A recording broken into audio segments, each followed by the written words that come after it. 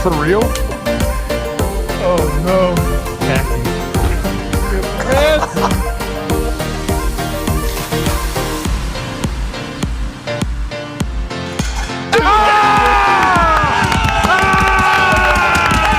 Let's go.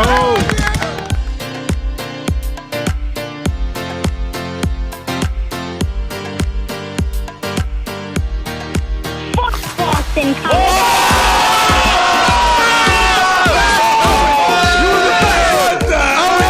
State of OH! Today.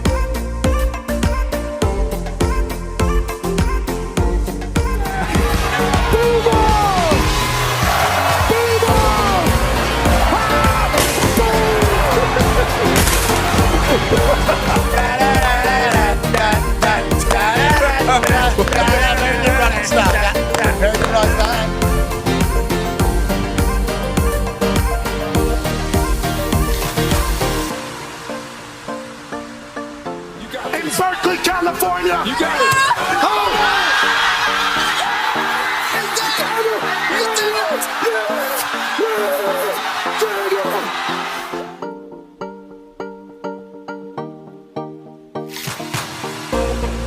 This one's for three. AJ Hawk, $5,000.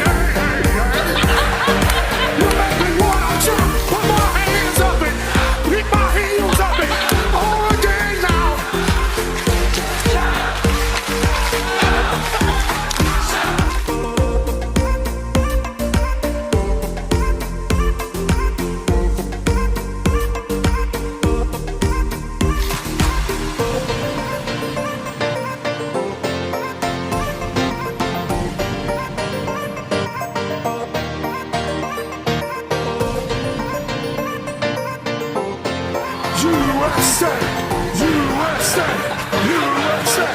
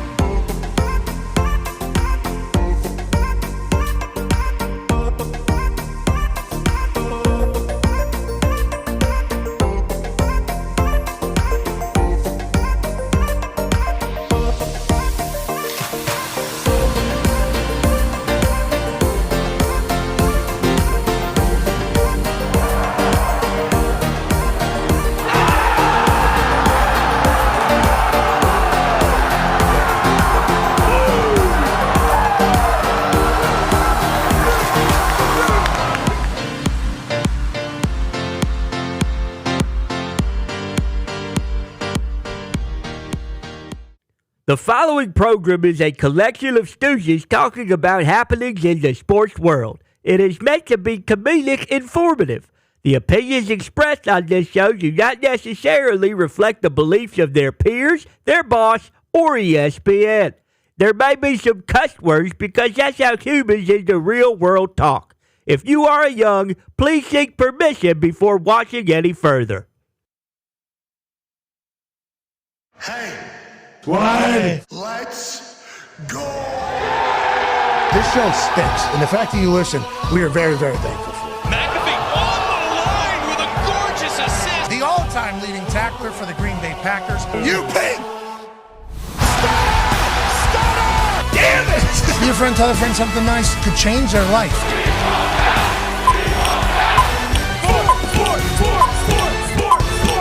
Hello, beautiful people, and welcome to our humble abode, the Thunderdome, on this NFL Week 4 kickoff Thursday, September 25th, 2025. This program begins now. Football Is amazing, and we've made it to another week of incredible football. The Saturday college football slate is impeccable. Tonight, we have an NFC West division battle between the Seattle Seahawks traveling out to Arizona to take on the Cardinals. Seahawks favored by 1.5 on the road. The Seattle Seahawks team is a damn good squad. Obviously, in its second year building around McDonald, and Sam Darnold gets paid this offseason. They have a defense that's stingy and an offense that's explosive. Jackson Smith and Jigba is actually doing things that hasn't happened since Marvin Harrison was on the Colts in 1999. And on the flip side, Marvin Harrison Jr. is on the Arizona Cardinals. How's that going? Not great thus far. Well, Kyler and he turn it up as Arizona hosts Thursday Night Football on Amazon Prime with Kirk Herbstreit, Al Michaels, Kaylee Hartung on the call, and we celebrate another weekend of incredible football kicking off. And it's not just a normal weekend of football. This one's bigger. 9:30 a.m. on Sunday. Yeah. You wake up after a great college football Saturday. That whiteout will be happening at night. Then there'll be some West Coast football happening after that. You'll pass out. You'll wake up. Maybe if you have a kid or a daughter, you'll wake up, have a good time there, do a little, hey, good morning, maybe go dance a little bit, maybe take a walk outside. There's still going to be some dew out there. There's going to be a little bit of the morning buzz still. And boom, over in Dublin, Ireland, they're going to be kicking off a football game. And it's not just like a shite football game. No. We got the Minnesota Vikings with Carson Wentz, possibly in the middle of a resurgence, in the middle of his career, like we've seen a lot of other quarterbacks do, taking on Aaron Rodgers and the Pittsburgh Steelers, who are all in. Okay, I know that place is going to be incredible. We've gotten a chance to experience Dublin as a host town for a football game. It was electrifying. We are expecting Dublin to show up in a big way and Dublin to become a normal for the NFL going forward in international games. Pittsburgh Steelers are staying at a castle. Yeah, it's awesome. So cool. Pittsburgh Steelers are staying at a place that has 2 golf courses. It's like Hogwarts. The NFL told them they're not allowed to go out early. I think there's a chance like Tomlin and Kahn. That's horseshit. Maybe Aaron and everybody was like, where are they putting us at? Oh, they're going to put you guys up at a castle that has the finest amenities, basically. You'll get to go to Ireland and live the actual royal king life over there if they were to have that. And Steelers like, what? Okay, so we'll go over there on Monday. We'll get used to the whole thing, and then we'll have a game, and it'll just be, we'll do an international week. NFL's like, I don't think so. Okay, that used to be a decision you were allowed to make. You used to be able to travel over whenever you wanted to. It was actually a strategy piece. Whenever we played in England, we had a strength coach. He was a good guy. I think he was a good guy. Great ball head. He was a good guy. He was with the Miami Dolphins, though, whenever they went over and played. And I guess they went over earlier in the week, and they lost. So his big sell was, we've been there, done that. Need to go over later in the week and just kind of operate as if it's East Coast time is what we're going to try to do. Not really try to make the change. We lose to Blake Bortles and the Jacksonville Jaguars. Sure. Team. Okay, so that ends up happening. And the Dolphins lost whenever they went over earlier. So I don't know if there is a right answer for an entire team because each person is going to operate individually.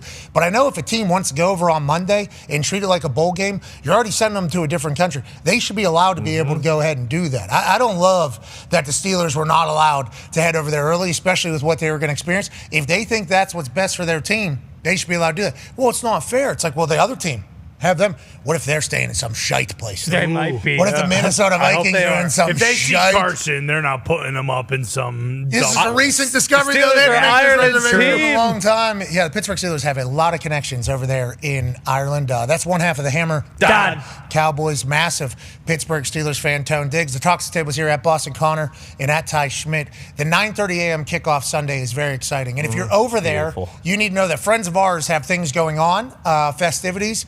Obviously, the Minnesota Vikings have a official Vikings pub at our friend J.R. Mahin's place.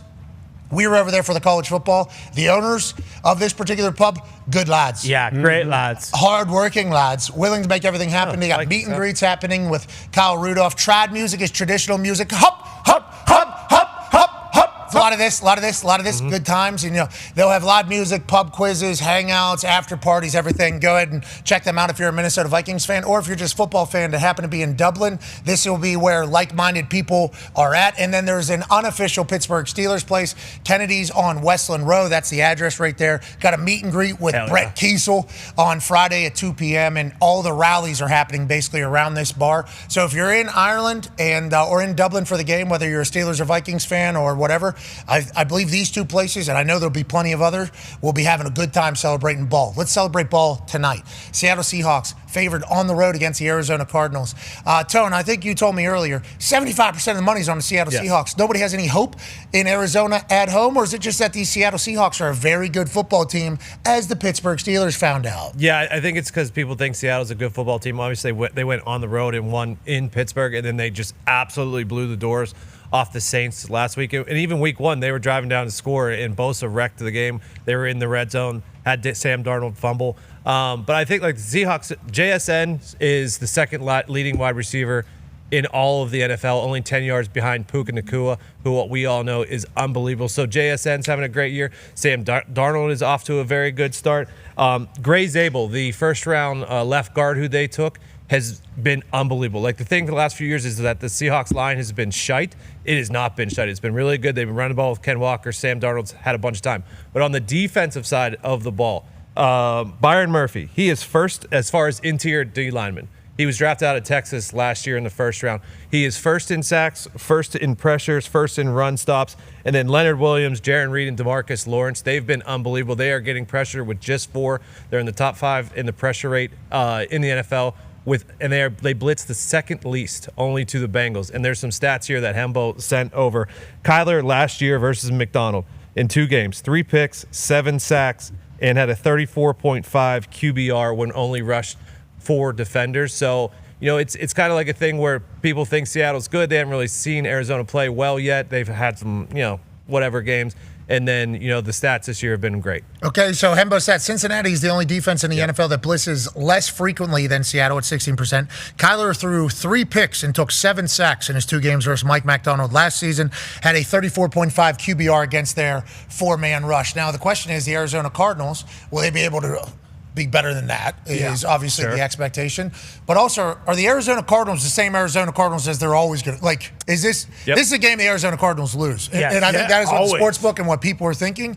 Why not the Arizona Cardinals? What is the thought and the conversation around this team, other than the fact that A.Q. Shipley is the color commentator for their team broadcast, and James Conner exactly, which we certainly miss. He's a massive piece of that offense. Yeah, James Conner being out is a huge deal. You mentioned JSN doing stuff for the first time ever since Marvin Harrison. Actually, Marvin Harrison Jr. is also doing stuff for the first time since Marvin Harrison. That's dropping footballs, unfortunately. Marvin Harrison had a tough go. No, this is why I think everyone's on Seattle. The Cardinals' stock is as low as it's ever been. James Conner's ankle falls off his body, has to get surgically put back on. They said it was nice. Wouldn't even show a replay. Yeah, genuinely, T's and P's. That sucks. He's been through a lot, still doing it. Cancer way back in the day with the Steelers. Legend.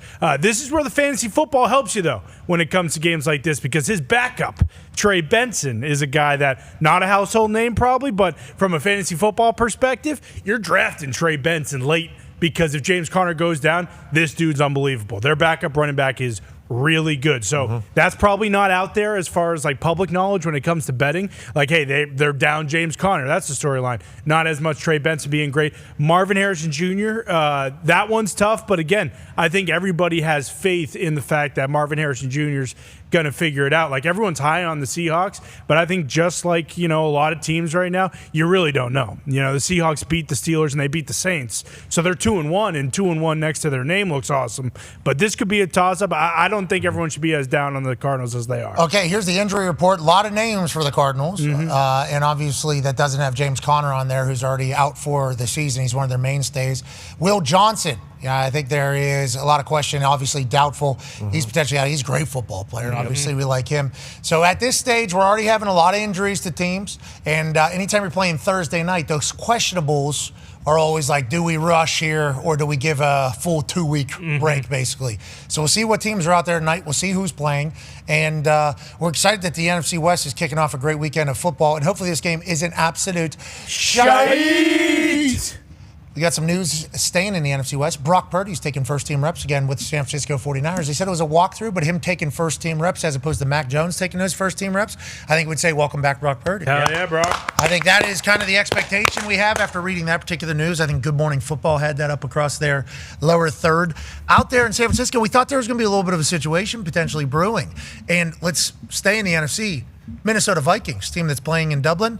I guess there was a question already about, hey, if JJ's healthy and Carson continues to play. Carson played one game, played very well. Very well. Didn't turn the ball over probably in the first time since he was 8 years old. All the upside of Carson Wentz was there. None of the Carson Wentz was there. And you listen to KOC talking to him before the game. KOC's like, hey, it's you and me out there. Okay, you're doing this for me, with me, by me. This is the entire time, play by play. We're going to do this entire thing. And the way Carson responded to that, it was truly as if Kevin O'Connell was setting it up as, hey, we're a tag team right now. Okay, let's go ahead and do this. And don't let me down. I need you not just do the shit, and then I'll be thankful whenever you do the shit. We're in this thing together. It's kind of how KOC was a cool thing because of how much success he's had with all these quarterbacks because he's been in their position before. So he understands where they're at, and he's an incredible play caller, this guy. So the way he kind of motivates and finds each person's best is the reason why he's coach of the year, the reason why they're already talking about him potentially being top 2 coach in the NFL. And he's out there in Minnesota, and they're making magic happen. But Carson Wentz plays good, continues to play good. What are they going to do with J.J. McCarthy? Obviously, J.J. McCarthy came into this year as the starter. Aaron Rodgers, you guys want him in Minnesota? Nope, we feel good with J.J. McCarthy. They did offer Danny Dimes more money than the Indianapolis Colts did for him to be a backup for J.J. McCarthy, but this was supposed to be his year. He gets hurt, has one good quarter, really good quarter. One really good fourth quarter, gets hurt. Carson Wentz comes in and balls. Their team's built to win right now. The decision for KOC will be, do we ride the hot hand with Carson if this continues and let JJ kind of watch and experience this even more? And is Carson going to get hurt inevitably? Not guaranteed, but chance. And then you slide JJ in. I don't think Kevin O'Connell should be in any rush if this Carson Wentz experience goes very, very well. And I assume that's how he feels as well. Yeah, I mean, I think as of right now, the thought is, hey, they'll let Carson Wentz have the European trip. And when he gets back, maybe JJ will take over from there. But I think if Carson Wentz, I mean, it all comes down to how he plays on Sunday and the following Sunday, I guess. But if he goes 2-0 in Europe, coming back, I really don't think they'd be in any rush to say, okay, let's move JJ back in here. So, I mean, we'll see. This is what O'Connell said. First and foremost, he's got to get healthy. Okay, so he's not healthy right now. So this is not a conversation that is actively taking place. And then I don't think it's one of those things where it's, hey, he's healthy the night before a game. We're going to throw him out there and say, hey, go figure it out type of thing. So Kevin O'Connell doesn't have to answer the question right now. That's what that was, right? The situation he put up. Well, if he was healthy the night before a game, we're not going to throw him in there. We don't know what the situation is because he's got to get healthy first, is how Kevin O'Connell is viewing this entire thing. But with that being said, if Carson goes out and crushes it again, I don't know why you would feel an urgency to get JJ back out there other than the fact that you need JJ to develop, right? Which is kind of the conversation with JJ, which goes back to the entire NFL conversation. Yeah, and it's that, and it's a confidence thing. And if you look at their schedule, obviously they have the Steelers this weekend, but then you follow up with the Browns, with the Eagles, with the Chargers, with the Lions, and the Ravens. Those are all really good football teams with some pretty good defenses. So it's like, do you want to put JJ back in there and take his lumps, or how do you want to deal with that? It's a real thing. Pittsburgh's defense. Okay, normally really good. Right. 5 turnovers. 5 turnovers last week. 5 turnovers last week. Makers. Pittsburgh, Cleveland's defense, historic rate. Yeah, maybe best ever. Maybe greatest defense of all time. Maybe greatest defense of all time. Yeah. Philadelphia's defense, literally just won a Super Bowl. Yeah. Okay, defense, unbelievable. Jalen Carter, Jordan Davis. Okay, they're in there. Right there. You could see, you could smell them. Yep. You could definitely hear them, because they're going to be doing that. Then the Los Angeles Chargers. They've been pretty good this year. Unbelievable. Yeah. All on a string. And then the Detroit Football Lions, and then the Baltimore Ravens, if they have it figured out by then. Okay? Yeah. Now that's week 10. There was a stat that was floating around the internet for the Baltimore Ravens defense about how last year until like week 10, they were considered a bad defense. And then they turned it on towards the end of the year. Right now, they are the worst defense in the NFL, which is what we don't expect at all from this Baltimore Ravens team. But you look at that stretch right there, it's like, all right, JJ, you're healthy. Go get him. Yeah. And if Carson, who's been there, done that, is one tough son of a bitch. We know that about Carson Wentz. Yep. He will go out there with an entire broken body, the entire skeleton broken. He will go out there and play football, which we appreciate and we love. But he's also seen it before. And this is the resurgence of these quarterbacks. Seeing the defense before, understanding what's possible. Where am I going to die? What is the opt-out here? Like, if Carson Wentz is making all the mature decisions that Danny Dimes is making here, that maybe Baker's making down, what Sam Darnold's making now, it's like that that era of quarterback getting their second shot right now, really striving. Looks like Carson may be the next guy to do that. Yeah, Carson playing overseas makes a ton of sense. The only thing is, like, when you look at the JJ stuff, their whole team, their whole offense looked back as Christian Darrisaw wasn't out there. Yeah. Like, he didn't have Agreed. his starting left tackle. Like, as someone who watched Drake May, for his rookie year without a left tackle, it looked terrible. Now that he has a left tackle with Will Campbell, it looks completely different. So, like, Good point. as bad as it was for JJ, they lost to the Falcons, and the Falcons defense looked great, and then the Falcons lost 30-0 to the Panthers. And it's like, is the Falcons defense good, or did the Vikings' second best player is Christian Darrisaw playing left tackle, and they didn't have him? Like, Carson playing overseas makes sense. So, like, there's no reason to put him out there against Pittsburgh, which is going to be a Pittsburgh home game. That's going to be a Pittsburgh crowd. The Steelers own Ireland. That is a fact. And then Cleveland, Cleveland's defense on the road, we'll see. They've already given up 40 once, but it still is one of those things where the Cleveland defense might come out hot. So I'm not I feel like Penix is more of a worry than like J.J. McCarthy, just because, like, without that guy, you just said it, like, they're worried about where they're coming from. Without Darrisaw, it was coming from the left side of the line every single snap. I get what you're saying there. Making a decision if Carson continues the ball to go back to JJ with Christian Darrisaw or not is going to be a tough one for KOC. Yeah. I mean, that is going to be a tough decision for KOC. It's going to be, especially if they go on the run that they're about, if they beat all these teams. Oh. Well, Could you imagine they get wins over Pittsburgh and Cleveland, or they get a win over LA right there? Like, that would be, They'll be favored in both. that'd be gigantic. They've done win. that, though. well, Like, but to your point too about, like, hey, if we want to develop JJ, like, those games that you said in that stretch after they get back, like, that's not a, hey, we just can't have you lose the game for us. Like, that's a, hey, we're going to need the quarterback to make plays in these games. I don't think you can rely on their defense to score 2 touchdowns a week. And Carson, like we've said, when he's playing his best, like, he can be a guy who can go out and win you a game. And then Carson, does he become the next Danny Dimes that the Minnesota Vikings can't keep around, or Kirk Cousins that they can't keep around, Sam Darnold that they can't keep around? Then you think to yourself, but do we waste games trying to develop a guy when our entire team is built? It's like such a... We are giving Carl a lot of credit, though. Without a doubt. This is his sixth No, team in they're 6 not years. going to do We're this. giving Like, KOC credit. if they wanted to Yes. win the Super Bowl this year, they would have hung on to Sam Darnold. Like, this whole year is because of JJ. I know we're talking about, like, hey, they can go win the Super Bowl. The whole year is dedicated to JJ McCarthy's development. Like, Carson Wentz, guess what? He's not going to win the Super Bowl. I really do. I enjoy the Carson Wentz thing. How do you know that? Because they won 14. They went 14-3 last year. Okay. He knows they have a good team. If they wanted to go and win the Super Bowl, it would probably make sense to pay Sam Darnold $40 million and then let JJ sit and watch him. But instead, it's like, hey, we need to get JJ out there to play, to develop him. So this year might not be. What if they thought JJ was going to do very well? Absolutely. With or without Christian Darrisaw? Like, that was kind of what was being kind of discussed. So we see... Without Darrisaw? We see 7 quarters, though. Yeah. We see 7 quarters of not good football. And then he murders the Cincinnati Bengals. Mm-hmm. I mean, and now the Bengals, what is the Bengals defense? That's a whole nother But that's conversation. There's a lot of those. But I'm just saying, KOC's decision-making process, in the reality of the situation, if they're winning and Carson's playing good,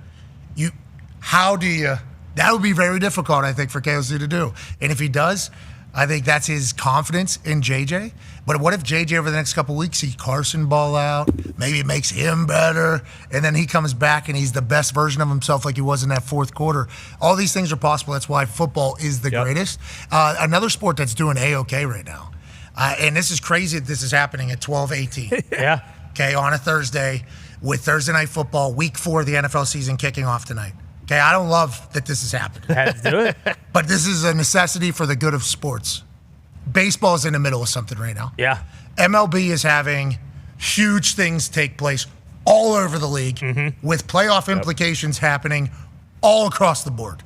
There's history being made. There's MVP chases happening. There's dong shots taking place. There's teams maybe running out of the play. Ladies and gentlemen, joining us now at 12:19 on a Thursday in the middle of football season. The voice of a sport for an entire generation. Ladies and gentlemen, Jet Passing. Yeah. Jet, Gentlemen. I don't. Dude, no. We don't need to belabor this at all. We're gonna make it worth it. We absolutely are. So let's get right into it, because there's a lot happening right now, Patrick, and I'm psyched. Like, I am fired up that I'm here right now. Thank you for bringing me on this early. Let's get after it. Jet, I just want to let you know, I'll tell you, this enthusiasm that you had on the call this morning, because I was sitting with the boys, and I think it was Ty goes, lots happening in baseball right now. So fire up the Jet, FaceTime Jet passing. And I literally say to you, I hate that I'm even doing this. Okay, it is football season. This is a very abnormal thing. But I watched that Mets guy from center field throw Buddy out at home last night in real time. Sent a text to my Cubs friend. Wow, what a play for you guys. Then it gets overturned. Yikes. That is tough to kind of handle it all. And then on the flip side with the Mets, so I was in the middle of it. And then you said, Bud, everything's happening right now. Is this the greatest time baseball has had? It feels like there's shit across the board, Jet, and you laid it all out for us. It's so good. And just like last night, seeing Aaron Judge go and hit 2 home runs, the first is 50, the second is 51st, in the middle of the MVP race. And then to have that followed by Cal Raleigh hitting numbers 59 in an absolute bomb to the upper deck, and number 60 becoming the 7th player ever joining Babe Ruth and Mark McGwire and Sammy Sosa and Aaron Judge and Barry Bonds and Roger Maris. This MVP race in the American League is absolutely incredible. Paul Skeens goes out and throws 6 shutout innings to end his season.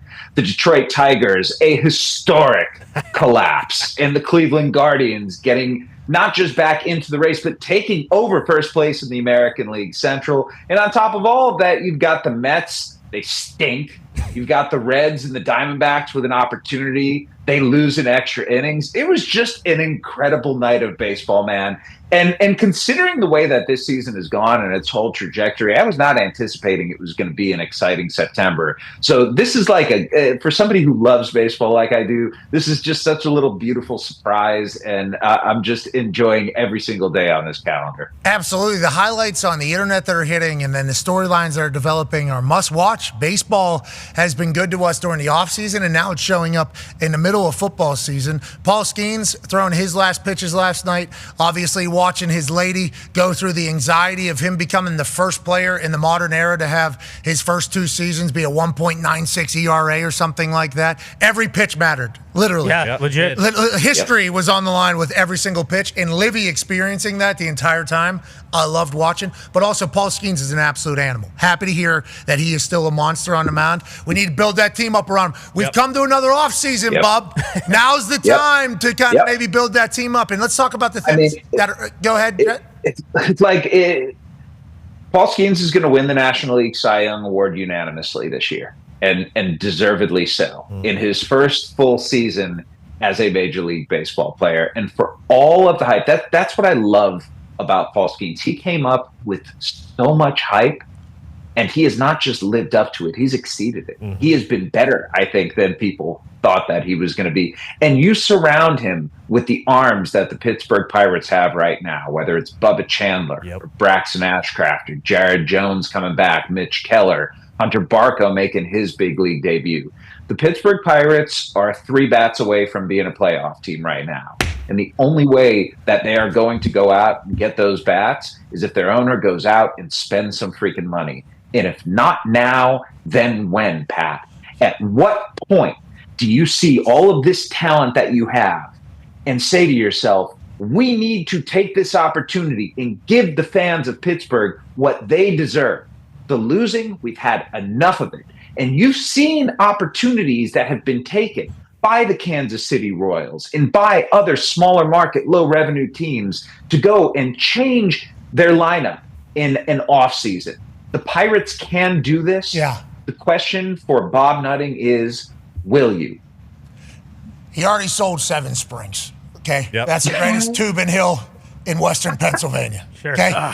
Sold the entire place. Probably That was made years. $1 billion off it. That was years. At least. Yeah. We're talking about the greatest ski 20 resort years ago. in Western. So many years ago. Okay. So we thought maybe he was selling that to maybe get some players. Turned out that went right into his fucking stingy pockets. That's what we learned about. Vail bought 7 Springs, okay? They got a lot of money. Yeah, Vail keeps doing that. Sick of it, Vail. Nutting keeps taking money and just putting it in his pockets instead of putting it in the team. And I think what we need to say to this guy, and to be clear, he looks like he's a pretty oblivious guy. Yeah, Just- out to lunch perpetually. Just pretty big, little mimbo-y. A fool, if you will. It'll be one of those, hey, bud, you win, okay, you make more money. Okay, so if you win, it's crazy to think. I was at a baseball game where the Cy Young winner was pitching, and there was 6,000 people in the stand. In the stand. That's generous. It Okay, was chilly. if you win, Nutting, guess what? It goes up. The ticket sales, and then guess what else goes up? Especially in Pittsburgh, the booze sales, and the icy lights are flowing. And guess what? I need a hot dog. I need some nachos. God damn, is there pizza and wings here? Give me some of that. Player's awesome. I want a jersey. Oh, I might buy some merch. This is cool. Holy, great hat. Yeah. Bob, you spend a little bit of money. We need 3 bats. That's what I just heard. I didn't do my own research, but I assume Jet knows for real. You get 3 bats, Bob, you're going to make more money. More than 7 Springs money, Bob. There's a chance that you make really good money, especially with the logo, the brand, the stadium. Everything is there. Pat, I think I'm sorry to interrupt you here, but we have a test case with this, and it's the San Diego Padres. And I know it's a baseball cliche, if you build it, they will come. But what the Padres have done in going out, and for years and years, I mean, there was a fan group called Change the Padres, where they wanted new ownership in place and people who were actually going to spend money. Peter Seidler comes in, and he tries to build it. He tries to build something by signing Manny Machado and by giving Fernando Tatis Jr. a long-term contract and by locking up Jackson Merrill. Like, there are things that they have done that have shown their fans, okay, we believe that you deserve something more. We believe that it's on us, it's incumbent on us to give you a reason to go to the ballpark. So let's give you some reasons. And that's all Pirates fans want. They want a reason to go to the ballpark. They want to feel like ownership cares as much as they do. And right now, that's just not the case. But in this offseason, you sure can make the case that it is. It's right there for the taking for the Pirates. And the eternal question with that organization is, will they? I understand. It's unfair, the landscape in Major League Baseball right now, when you have one team that's spending $500 million in the Dodgers and another team that's not spending even a quarter of that. And there are a few of those teams. And you have teams like the Cleveland Guardians, Pat, who don't spend a lot of money and win every year. The Milwaukee Brewers, who don't spend a lot of money and win every year. So you can have your cake and eat it too, but there has to be a baseline level of effort amid this landscape that you can't change. Like, until the new collective bargaining agreement, there is no changing what your reality is. So how about you operate within that reality, going out and trying to win as many games as you can rather than lament the existence that you're in. I love that. Great way to describe that, lament the existence that you're in. And you said that fans want to see that he cares about winning as much as they do. Even if you don't, Bob, just care about money. If you invest into something, more money will come. Like, it's clear that that's what you're in it for. Just know that you can get more by having success. Yep. That is kind of goes hand in hand in the whole thing. Tone is a diehard Pirates fan, and we have buried him for it for a long time. Well, no, but it is exciting, though, because I think the Pirates organization does know that they need those 3 bats. The only issue is that they think those 3 bats are probably Tommy Pham and IKF and Kutch, and they're just going to roll them out there again. Well, so that's not what we're talking about here. Love Kutch. Would like Kutch to be around. Kutch is good. Easy on Tommy Pham. All right, he'll find you and he'll get you. He's got a good swing. He's a mean cuss. He'll throw bombs. He'll beat the shit out of you if you're, bumping gums or. Which I like. Tommy Pham likes to fight. And he hits from both sides of the plate, right? That Tommy, he could. Yeah, he punches from both sides of the plate, too. Thunder and lightning. Yeah, on both sides. Okay, let's talk about actual baseball stuff now. Ty has a bunch for you. Yeah, Jet, I want to go back to the AL MVP because I think I saw a clip that maybe you said, like, you would give your vote to Judge, but, it'd be tough. And I don't like doing this because we've been doing this in the office where basically because of my bias being a Yankees fan, I don't want to say I've had to shit on Cal Raleigh, but, Pat's really getting me going, basically trying to say that Cal Raleigh is 100 times better than Judge, and I have to kind of just tell him, like, hey, 100%. listen, pal, you are very misguided in this. But also, with this, like, is there just a level of Judge fatigue, and we've gotten to the point where, like, people just don't admire how great he is or don't realize how great he is because we see it year over year? Like, is Cal Raleigh going to win the MVP, or what? How should we look at this situation? I think it's going to be really close. And here's the reality, Ty. There's not a bad vote. Like, you can make a very compelling case for Aaron Judge, and you can make a very compelling case for Cal Raleigh. And both of those are being made right now. I think a lot of it just comes down to how do you view the baseball world? Like, if your baseball perspective is through the lens of what is the best story, then Cal Raleigh's the MVP. He has the round number home run that everyone's looking for, like 60 home runs, and doing that from the position of catcher.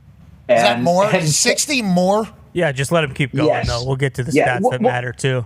Okay. See, this is what happens. He gets all fired up. No, because I didn't realize Todd likes singles so much. I didn't know we're batting for average around here. I didn't know that's what we're doing. You can't say that because Judge has hit over 50 home runs, but it's basically. Excuse me. I've never seen. This is Cal Raleigh's setup right here. 2 bats, brother. Okay, we're on one side, we're on the other side. Sure. He's doing 100 squats a game, this guy. His mitt. Well, that's his fault. Go play outfield. I don't want to hear that. He decided to play catcher, so don't give me the squats bullshit. Go play first base. Go DH. But Judge, Jet, is this just turning into like, hey, whoever hits the most homers is going to be MVP? Oh, he's mad. He's not happy, Jet. I love Aaron Judge. No, Aaron Judge was great for our show. We love Aaron. I'm just saying, Ty started getting a little bit of, what are we even doing here whenever the national narrative started becoming Cal versus Aaron? And I think that's because Ty thinks Mr. Judge is like best player on planet. Might go down as the best right-handed hitter of all time. So that's Ty's argument. What I'm saying is 2 bats. Touching the ball every play. I'm saying I get it. He's in there doing But this is what I mean, too. I didn't want to get in this because I love Cal Raleigh. He's awesome. But you've been fighting against Cal pretty heavily. I have to. I have to go to bat for my captain. He does because he's Pat. He is threatened right now because he knows how good Cal Raleigh's case is. That's the problem. Like playing catcher, Ty. Go on. You cannot deny that playing catcher every day is an incredibly difficult thing to do. Without a whole lot more difficult than what, keep doing your squats, Pat, because that's what the big dumper's doing. That's why his ass is as big as it is. Yeah, he's got that fat one, doesn't he? Yeah, he's got that big dumper. Yeah, he's doing that. And what we have right now is a case where I think, Ty, you said Aaron Judge fatigue.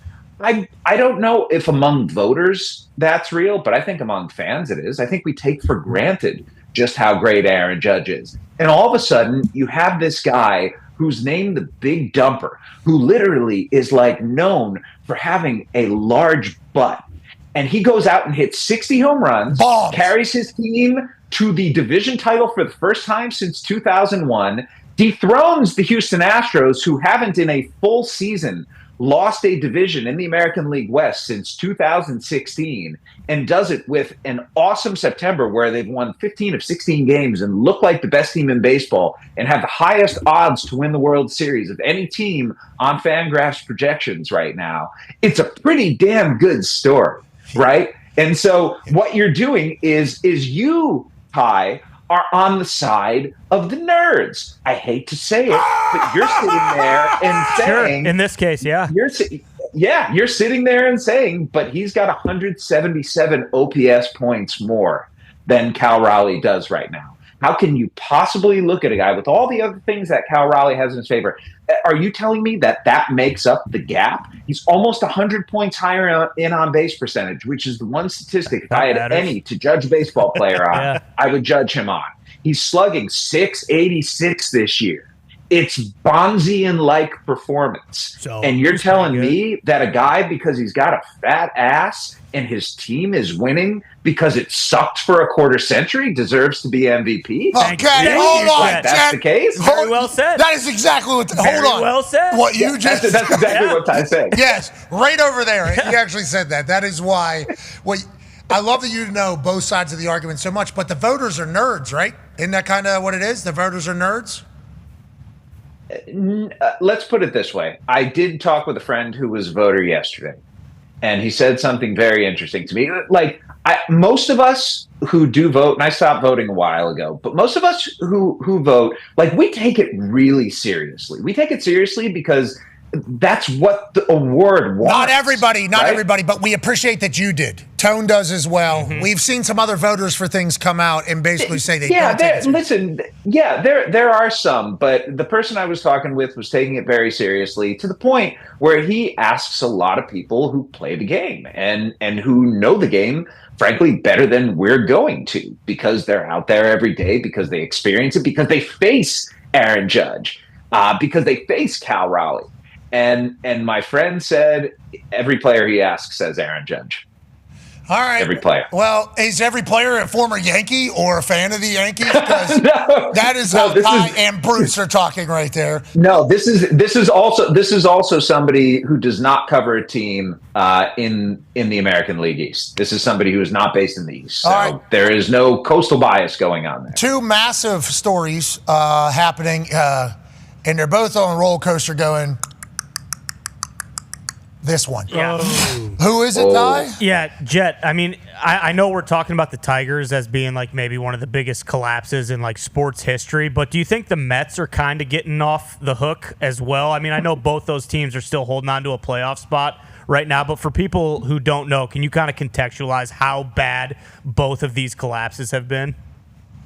Ty, the Mets were 45-24. They owned the best record in Major League Baseball through 69 games. Everything was going nice for them. It has not been nice since. And it has been the slowest, like, most painful 3 months for Mets fans. Just watching this team, I use the word disintegrate. That's kind of what's happened. Like, they looked like they were going to be a World Series contender, and now they're flirting with 500. And the only reason that they still have a playoff spot is because the teams that are surrounding them, frankly, are not all that good either. And at the same time, the Tigers had a 15.5 game advantage in July over the Cleveland Guardians, a 12.5 game advantage a month ago. Jeez. A double-digit advantage in September.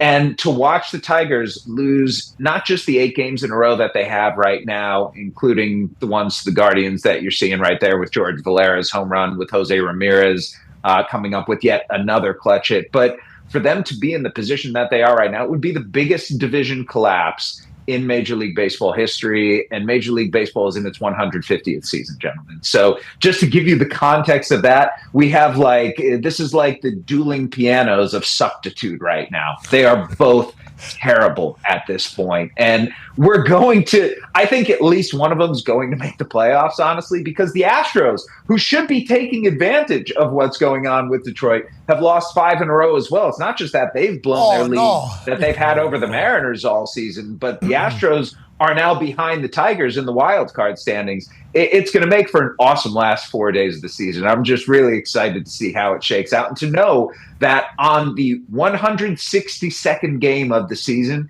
it could be one that determines the fate of multiple teams in the postseason. And beyond that, guys, we've got the Yankees and the Blue Jays tied atop the American League East. They're going to be fighting for position. We don't know who's going to be hosting games in the AL. Is it going to be the Yankees? Is it going to be the Jays? Looks like it's going to be the Mariners at this point. But there's just a lot going on right now. It's why, Pat, on any other Thursday, I would have known better than to say to you, I need to come on early. We need to talk about this early. Baseball's worth it, guys. Baseball right now is as good as it gets in sports. That's Big Dumper Baseball, and that's what we're talking about. And we're very thankful. Got to meet his whole fam. They're so good to us, and obviously put on a hell of a show, as did you. Thank you for representing for baseball, and we can't wait to talk to you soon, man. When's it start? When's playoffs start? Playoffs start on Tuesday, and ESPN, in fact, is carrying every single wild card game. I will be up in Bristol in studio with our friends there, and we got a great month ahead. All right, we can't wait to watch. We appreciate the hell out of you. Good luck to Dumper and Aaron Judge. Mm-hmm. Good luck. On the races to immortality. Thanks, you're the best. Ladies and gentlemen, Jet Passer. Yeah. Yeah, the Hemi V8 is back for Ram trucks, fired up and ready to go. Get in on it. Motor Trend has chosen Ram 1500, the best truck down the line, Oh, duh. as its truck of the year. Wow. Not a day, Let's go. not a week, No. not a month, No. Fortnite. none of it. The whole damn Ram year. Love it. Congrats to them, and Ram trucks are also back on the track and returning NASCAR Craftsman Truck Series for the 2026 season. What's the next race they got over there? That was, they were in Delaware this weekend. They're probably around Pocono or something. Let me check. Oh, upper mountains, yeah, because they're on that thing.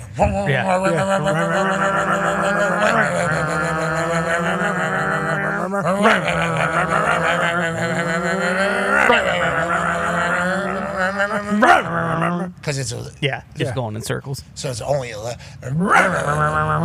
but that is the difference with the Ram truck race car and every other race car. All the other race cars sound stupid. Yep. You know? Yeah. The Ram.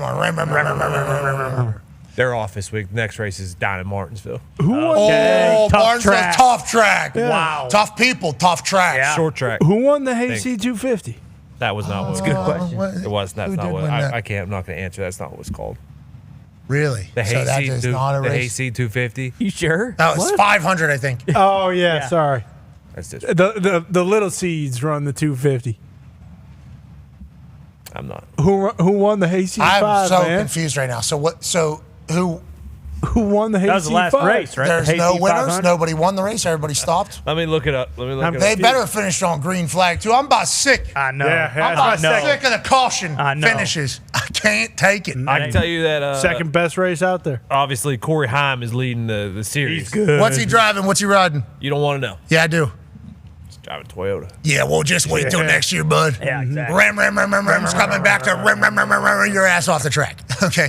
And who knows? Maybe Corey Haim, now that he realizes Ram's getting back into the race, maybe he says, I want out of this Toyota. Yep. Like anybody would. Let's get it. I want to get in a Ram truck. Yeah. Especially if it's got that Hemi V8 in it. Oh yeah, you got it. I can't believe they even How's she let gonna win? that type of truck in these races. They don't at the Hayseed 5, tell you that much. You should put that race on, maybe. They should only What are be you talking allowed- about? It's already going on. No, it sounds like it's not. He was pretty offended. I thought The that was thing maybe is- a name as well. I guess it is not a name. No, I know. The name, I mixed it up. I mixed up my races. I think they run the Fat Heck 250. That is not how that works. So You don't know the racing community at all. No, I forgot. A little It's not the disrespectful. AC5 in that one. It's the We know it's the the load of Hicks. This is what we 250. know. The Craftsman Truck Series in the 2026 season is Yep. going to be dominated by one truck and one truck alone. Bingo. Exactly. It's a Ram truck. So get it in now, Toyota. That's right. Get it in now, Ford. Because they're Ram. The Watt family has disclosed what they fed their kids. Yeah. You say to yourself, like the Gronkowski family, how the hell is there so many athletes coming out of one family? Holy shit. They're huge. You start looking around, how does this happen? The Watts, you start thinking to yourself, like, was Mr. Watt asked maybe to racehorse this thing? Yeah, sure. You know, because of what he was able to create. Yeah, stud fee. Yeah. Yes. I didn't want to have to. Oh, my bad. I thought we were looking for the name of it. No, I think we all. Hey, I was looking for it.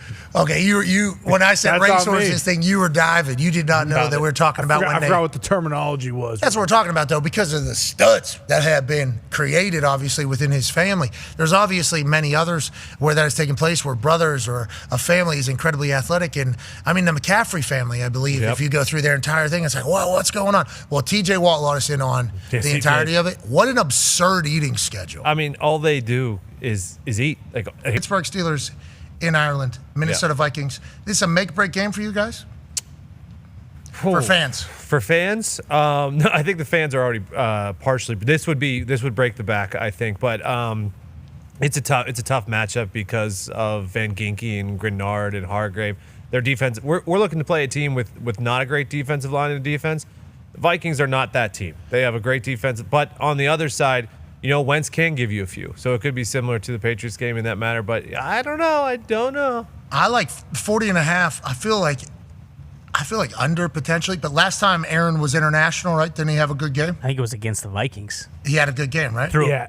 threw a pick six. I To remember Van to Van Ginkel. They Ginkel, lost. and they got They- killed by the Vikings. The Jets did. Oh, yeah. And I remember when he was with Green Bay in England, it was a year the Giants were really bad, and they beat them at Wembley. So I don't think Rodgers has fared very well internationally. Yeah, but this year it's different. It is different. Artie Smith- It's Ireland. It's Dublin. England. Yeah. Hop, hop, hop, hop, hop. Going to see a lot of videos of NFL fans doing that. Yeah. A lot of NFL personalities are over there.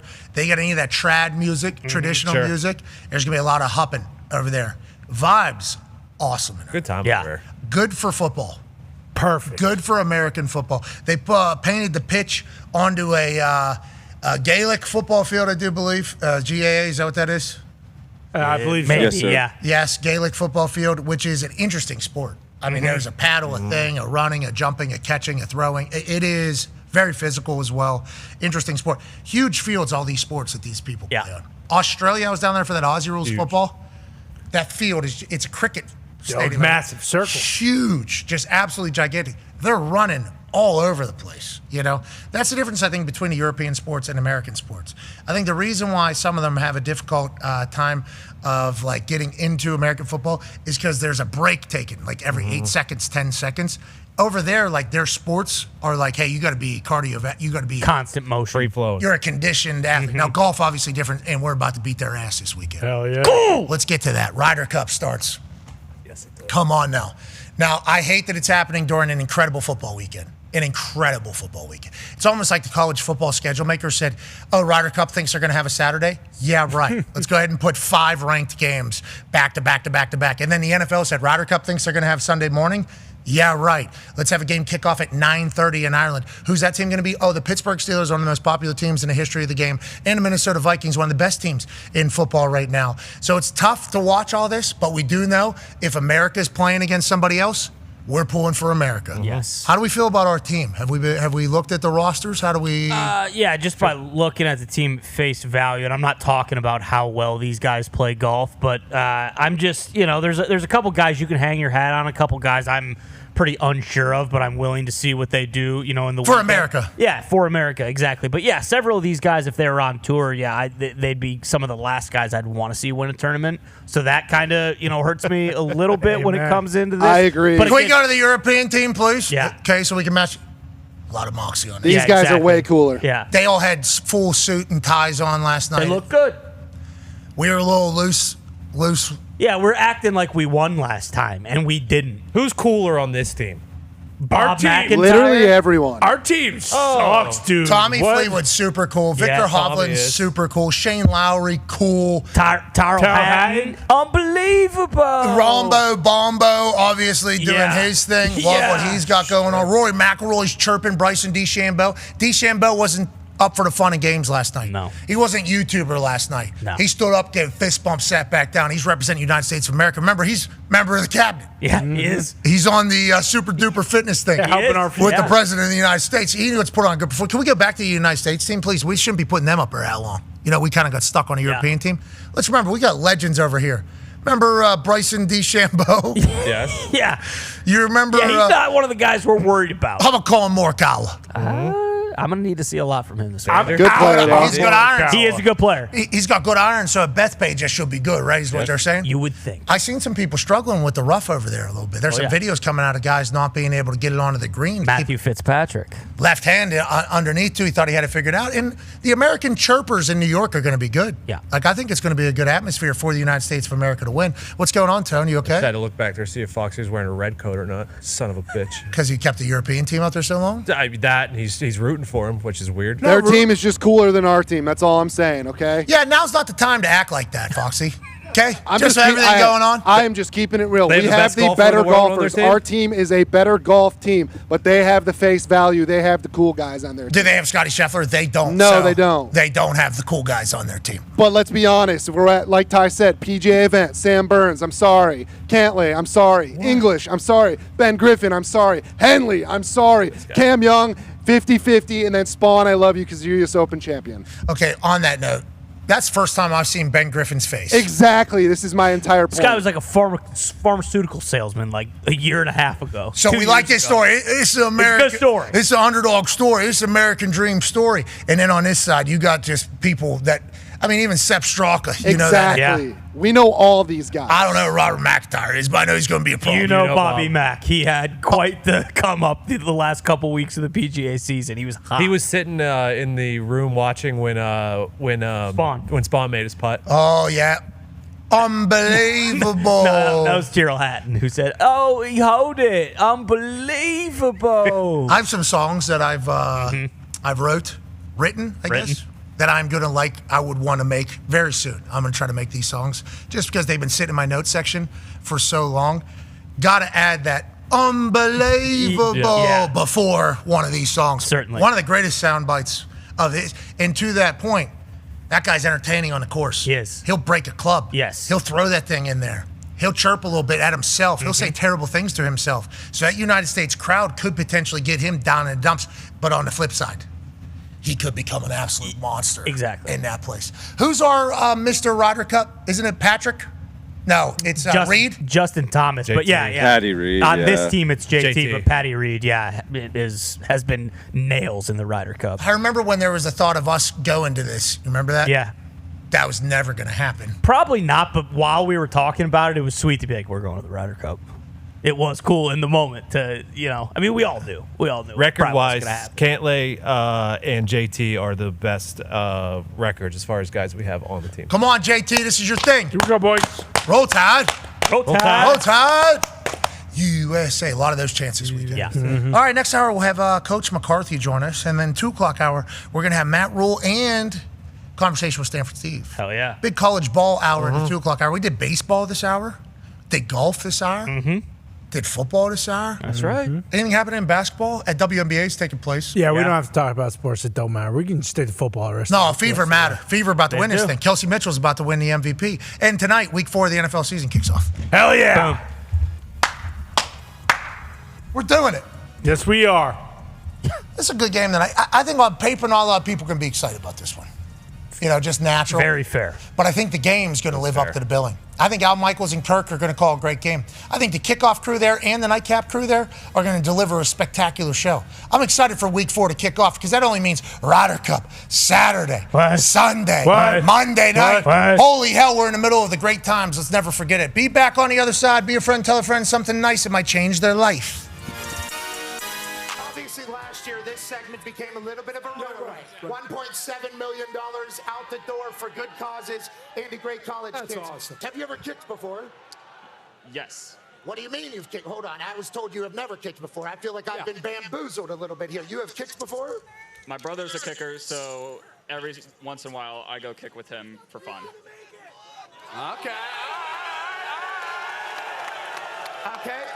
We'll make it $250,000 for you, Logan, to start this season. Anything to say here to Logan as he tries to win $250,000? After that hand gesture, breathe and close your eyes. Okay, he doesn't want you to win. I do. So do these people. OH! Let's go. Logan, Kirk Herbstreit will be holding for you. Look, by the way, this is Tough terrain. tough. This is real Ohio here. Glenn, if you want to come over this way, we'll put a little extra pressure on him. You got Pete running around. You got the mascots staring you down. They don't want you to win. Glenn doesn't want you to win. Peter is taking a dump in the middle of the field goal kicking contest. Sniff it in, Logan. That's Peter's manure. Now, through manure, great things grow. Will Peter's poop grow you $250,000? You only have one kick. I don't care how loud they chant for a re-kick. You only have one kick, Logan. Good luck, sir. 33 yards. Kicking is easy, everybody says. Let's find out. Ready? Glenn, what are your thoughts? I'm trying to give you. What are your thoughts?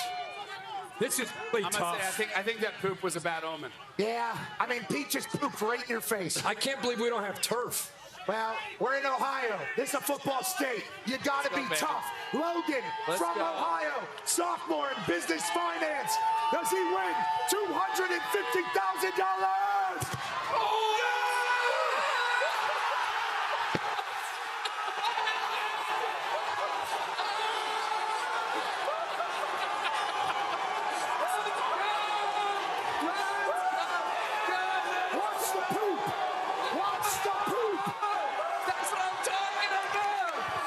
Peace. Hogan. Congratulations. I'll tell you what. $250,000 week one of the college football season. Thank you for showing up. I'm proud of you. How do you feel, buddy? I feel amazing right now. That was amazing. I don't want to be the bearer of bad news. You definitely stepped in Peter's poop during your celebration, but who cares? Buy yourself some new shoes from Glenn Powell, Kirk Herbst, and Stanford Steve. Back to you, Reese. What a start. What a start. The following program is a collection of stooges talking about happenings in the sports world. It is meant to be comedic informative. The opinions expressed on this show do not necessarily reflect the beliefs of their peers, their boss, or ESPN. There may be some cuss words because that's how humans in the real world talk. If you are young, please seek permission before watching any further. Hey. What? Let's go. This show stinks, and the fact that you listen, we are very, very thankful for it. McAfee on the line with a gorgeous assist. The all-time leading tackler for the Green Bay Packers. You ping. Stunner. Damn it. Your friend tell a friend something nice could change their life.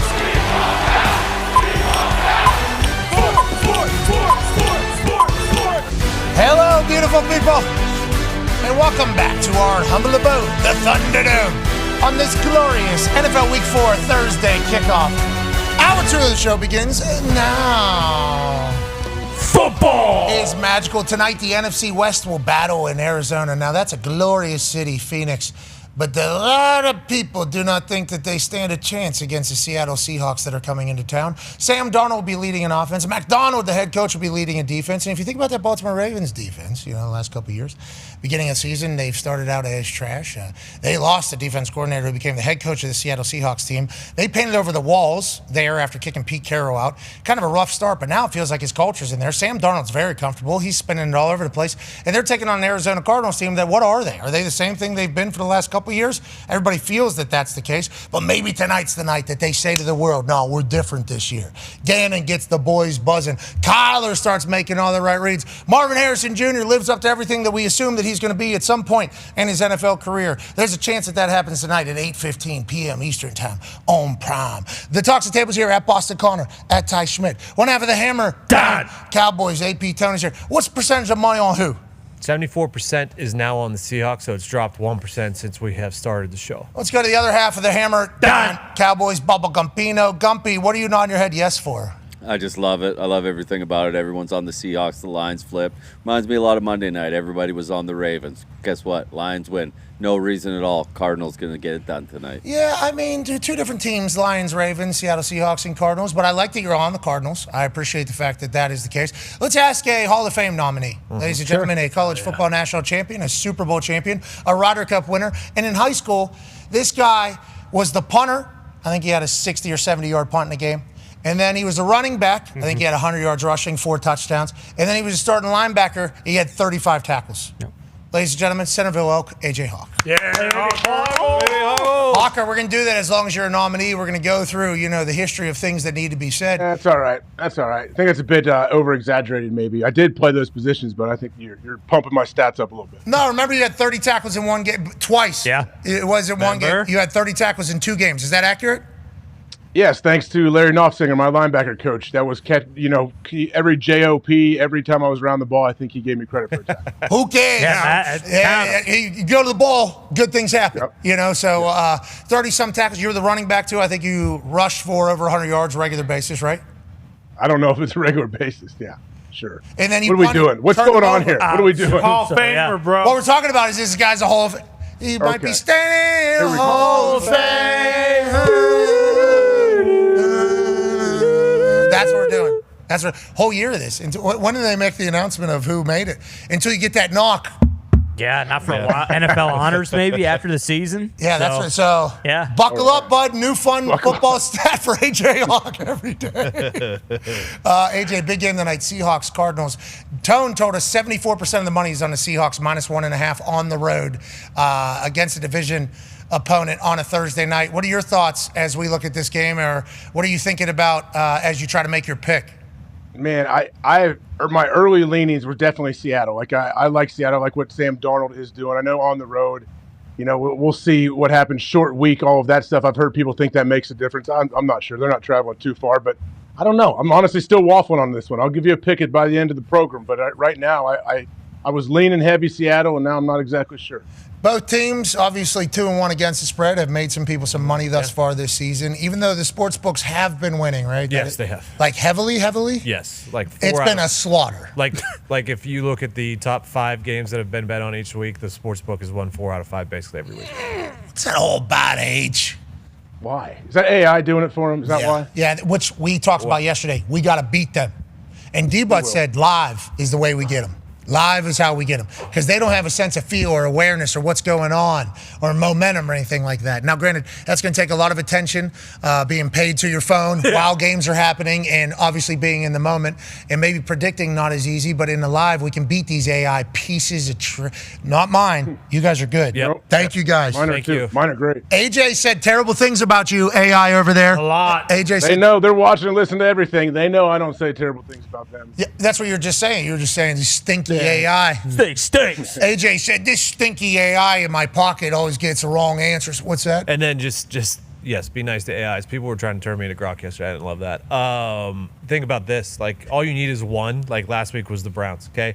That ruined everyone's money line parlays or teasers. Everyone either teased the Packers down to 1 or picked them in their money line parlay. You get one of those games a week, everything is ruined. Yeah. Panthers winning by 30. I bet you there's a lot of Falcons money line parlays as well. There were some blowouts, and then there's some thrillers. The blowouts do kind of ruin a lot of things. But unless you have touchdown parlays for the team that is doing the... How have you been on the touchdown parlays? I know you and Gumpy have been cooking up some magic early in the season. That continue into week 3, and how do we feel looking into week 4? Not terrible. Week 3 was tough just because of some of those games. Like, you figured that there was going to be high scoring when it came to like Bengals, Vikings. So you expected, a Justin Jefferson, a Jamar Chase. None of the stars have scored as much as you would have thought. I don't think Puka has scored as much. Leading the NFL in receiving. Yeah, leading in receiving, but not in touchdowns. Like, there's a lot of situations like that. Jackson Smith and Jigba leading in receiving yards. I think he has 1 touchdown, maybe 2. There's a lot of those. So touchdown parlays have been few and far between, but a lot of the big guys do score multiple on a regular basis. Well, here's the thing, especially if we got the dimes dive and the tush push and all this stuff, you get within 6 yards, 5 yards, that's going to one person on a team normally. And that person's just going to get Jerome Bettis. I forget the stat line he had in the game, maybe like 4 touchdowns, 2 yards rushing, something along those lines. I forget what it was because Willie, right? It was Willie Parker. Is that his name? Yeah. Willie Parker would get him all the way down. Just on his back, basically. Balling. Taking big shots, getting up, making massive plays, bang, we're getting all the way down. Blocking. So everything. Standing in there for you name it. And then they would get down to the 3-yard line. It's like, bring in the bus. Wheels on the bus go riding, right. You see Willie just walk over like, all right, way to go. That's his 4th touchdown of the day. Happy he's getting them all. What was it? In 2004, it was 5 attempts, 3 touchdowns, 1 yard. There it is. What a game. So this is starting to happen there for some teams. Like Jalen's going to get the touchdown. Jalen's going to get it if they're within the 3-yard line there. Danny Dimes is going to get it for the Colts if it's within the 5-yard line. Because even if they stop it, we'll do it again. Henry normally on the 1. Derrick Henry, yes, because they're not going to let Lamar take that hit right there. So it's like we need to start looking at that as well. Whenever we're viewing touchdowns, it's like, hey, this person is going to get the close one, and then these other people, they might be stars. Whenever it's like a layup touchdown, they're not even in the line. Like they're not even in the layup line. Yeah, something to think about for tonight with that thought is the Kenneth Walker situation with Zach Charbonnet. Walker has been getting those carries. He played so well against the Steelers. He's like established more so as the one. And then for Arizona, because James Conner is out, you would think the thought is instead of handing it, to a Trey Benson, rookie, younger guy, or second-year guy, whatever, multiple times on the goal line, maybe Kyler Murray gets a carry or 2 towards the goal line. So a Kyler touchdown, maybe around the edge. He also hasn't scored yet. You know what you might see? Because this is a copycat league, you might see double pitch. You might see double pitch tonight. Yeah. Kyler seems like they potentially could be possibility for that. And I will say this, every team, as soon as Dan Campbell ran that, showed that to their team. Hey, what are we doing if they do this? Because that looked too easy, didn't it, AJ? That play looked way too easy, and everybody's going to try to mimic that thing. Yeah, they will, but that's the thing. Like, you got to execute that. You got to practice that many, many times. There's a lot of ball handling for guys that aren't used to ball handling all the time on the football field. So, yeah, to trust a guy to make that pitch right there, which Amon-Ra is the right guy for that. But you better trust that receiver, whoever's doing that. I think I saw – how about Goff handing it off up and down for him to be able to grab that easier? That's nice. Smart. That's a tiny detail that, once again, they practice and work through. Like, hey, if I give this to you, can you just – instead of me having to turn that thing, can you just – yeah, absolutely. That's like tiny little details there that obviously Jared Goff hits in the biggest moment.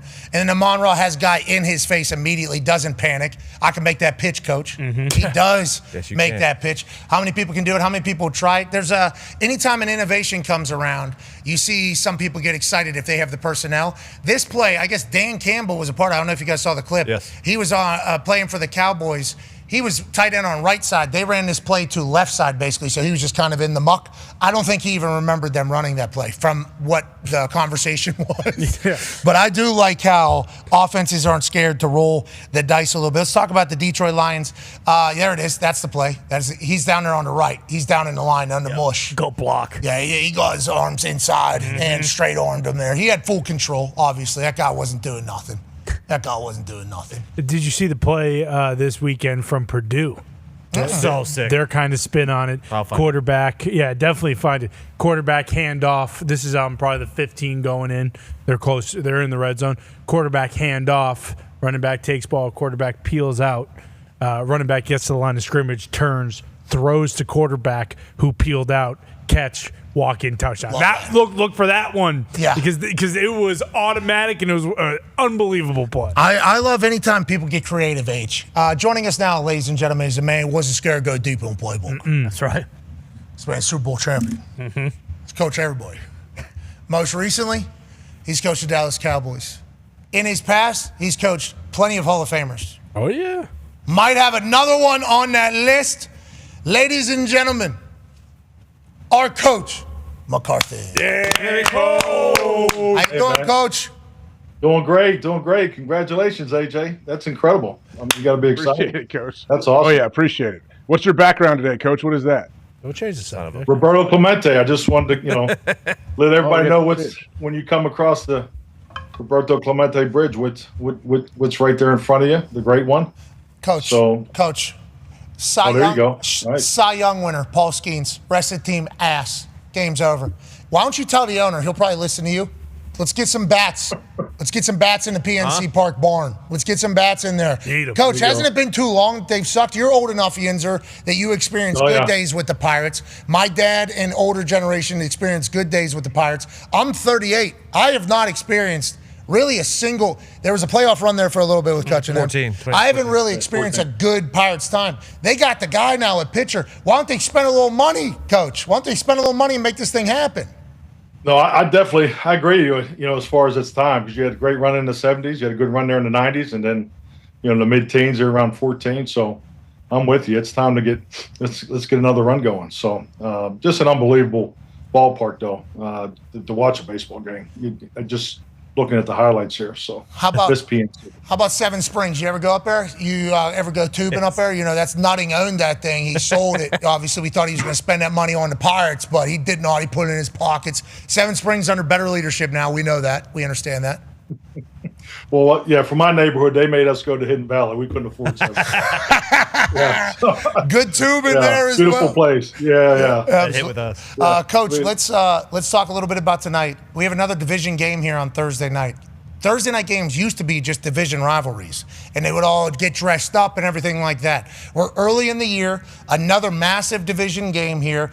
How excited should we be about these two teams playing? And just like last week, is the knowledge of the other team, does that weigh heavy in the outcome of every one of these fights? Absolutely. I think, number one, the Thursday night game, all these division games has been awesome. And as we've talked last week, the division games are the best games of the year. I've always felt that, and I think just really what's going on in the league so far from a division perspective, I think with the Chargers being 3-0, and then when you look at the NFC West, how competitive their division is, clearly by win percentage, the most competitive division in football right now. You got one team at 3-0 and 3 teams at 2-1.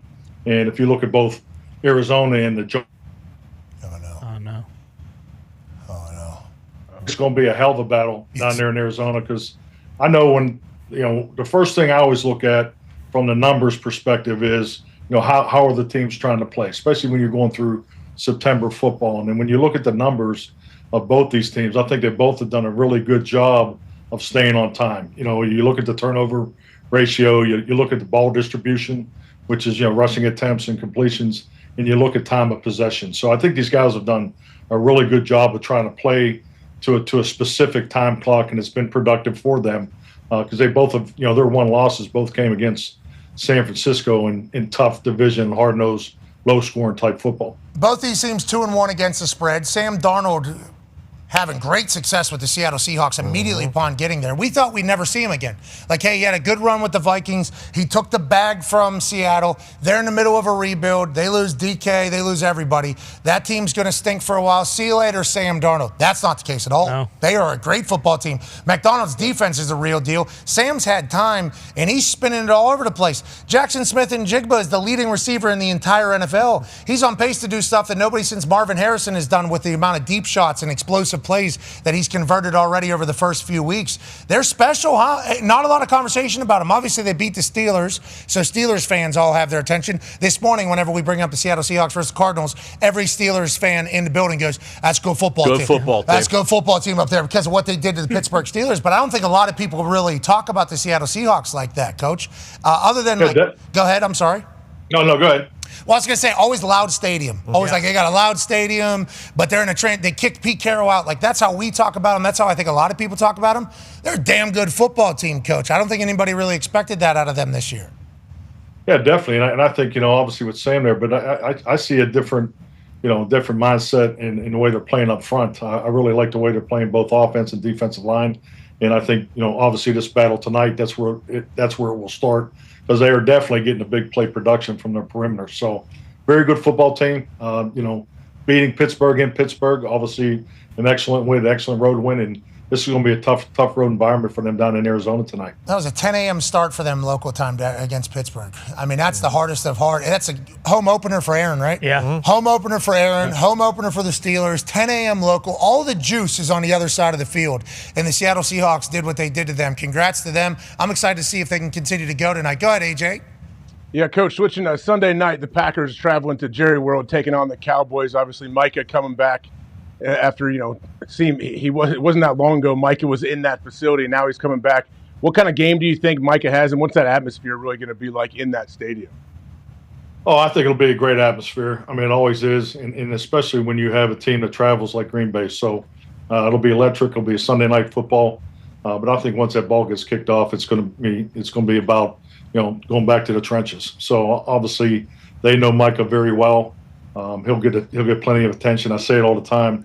He's the most disruptive defensive player that I've worked with, especially in the training camp environment and so forth. So they'll be double teaming him when he gets off the bus. But I think it'll be a hell of a football game. And just like I've said, I think week one, I'm a fan this year. I get to root for the Steelers openly and root for the Packers and the Cowboys. So I just think it's going to be a hell of a football game Sunday night. NBC has sent all of their shows basically down there. They're making this a big spectacle, as they should. Packers, Cowboys, two legendary teams.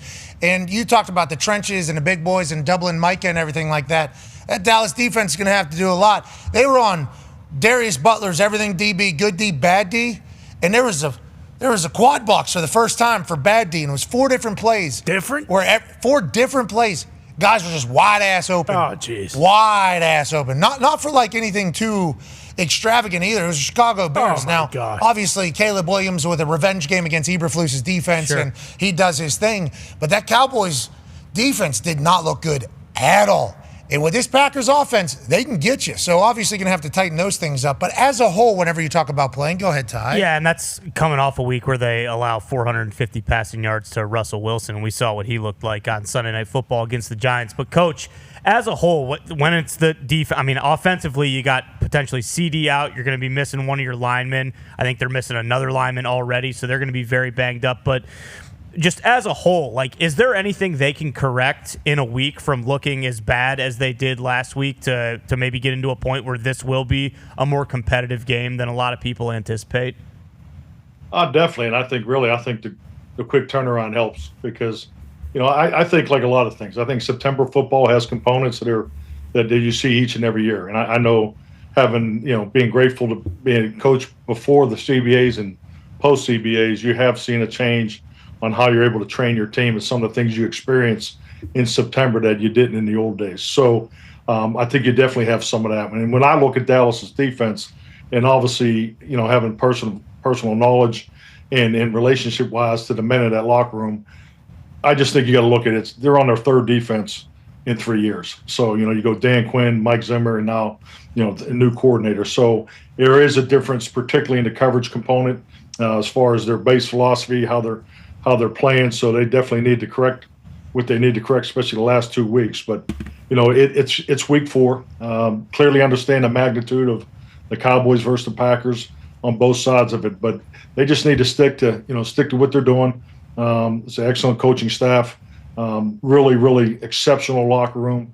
I would say that from firsthand, and it's week 4, and I do believe that there's a lot of football left to be played. Some of these stats are saying there ain't that much football left to be played. And I know the coach, your entire mission, especially if the team, and I don't know how many of those seasons you've ever been a part of, to be honest, because it feels like you win all the fucking time. Yeah. Doesn't it? Yeah, legit. Have you been a part of any 0-3 starts? Oh yeah, I mean I go back to AJ, our first year together. I mean that was a hard year.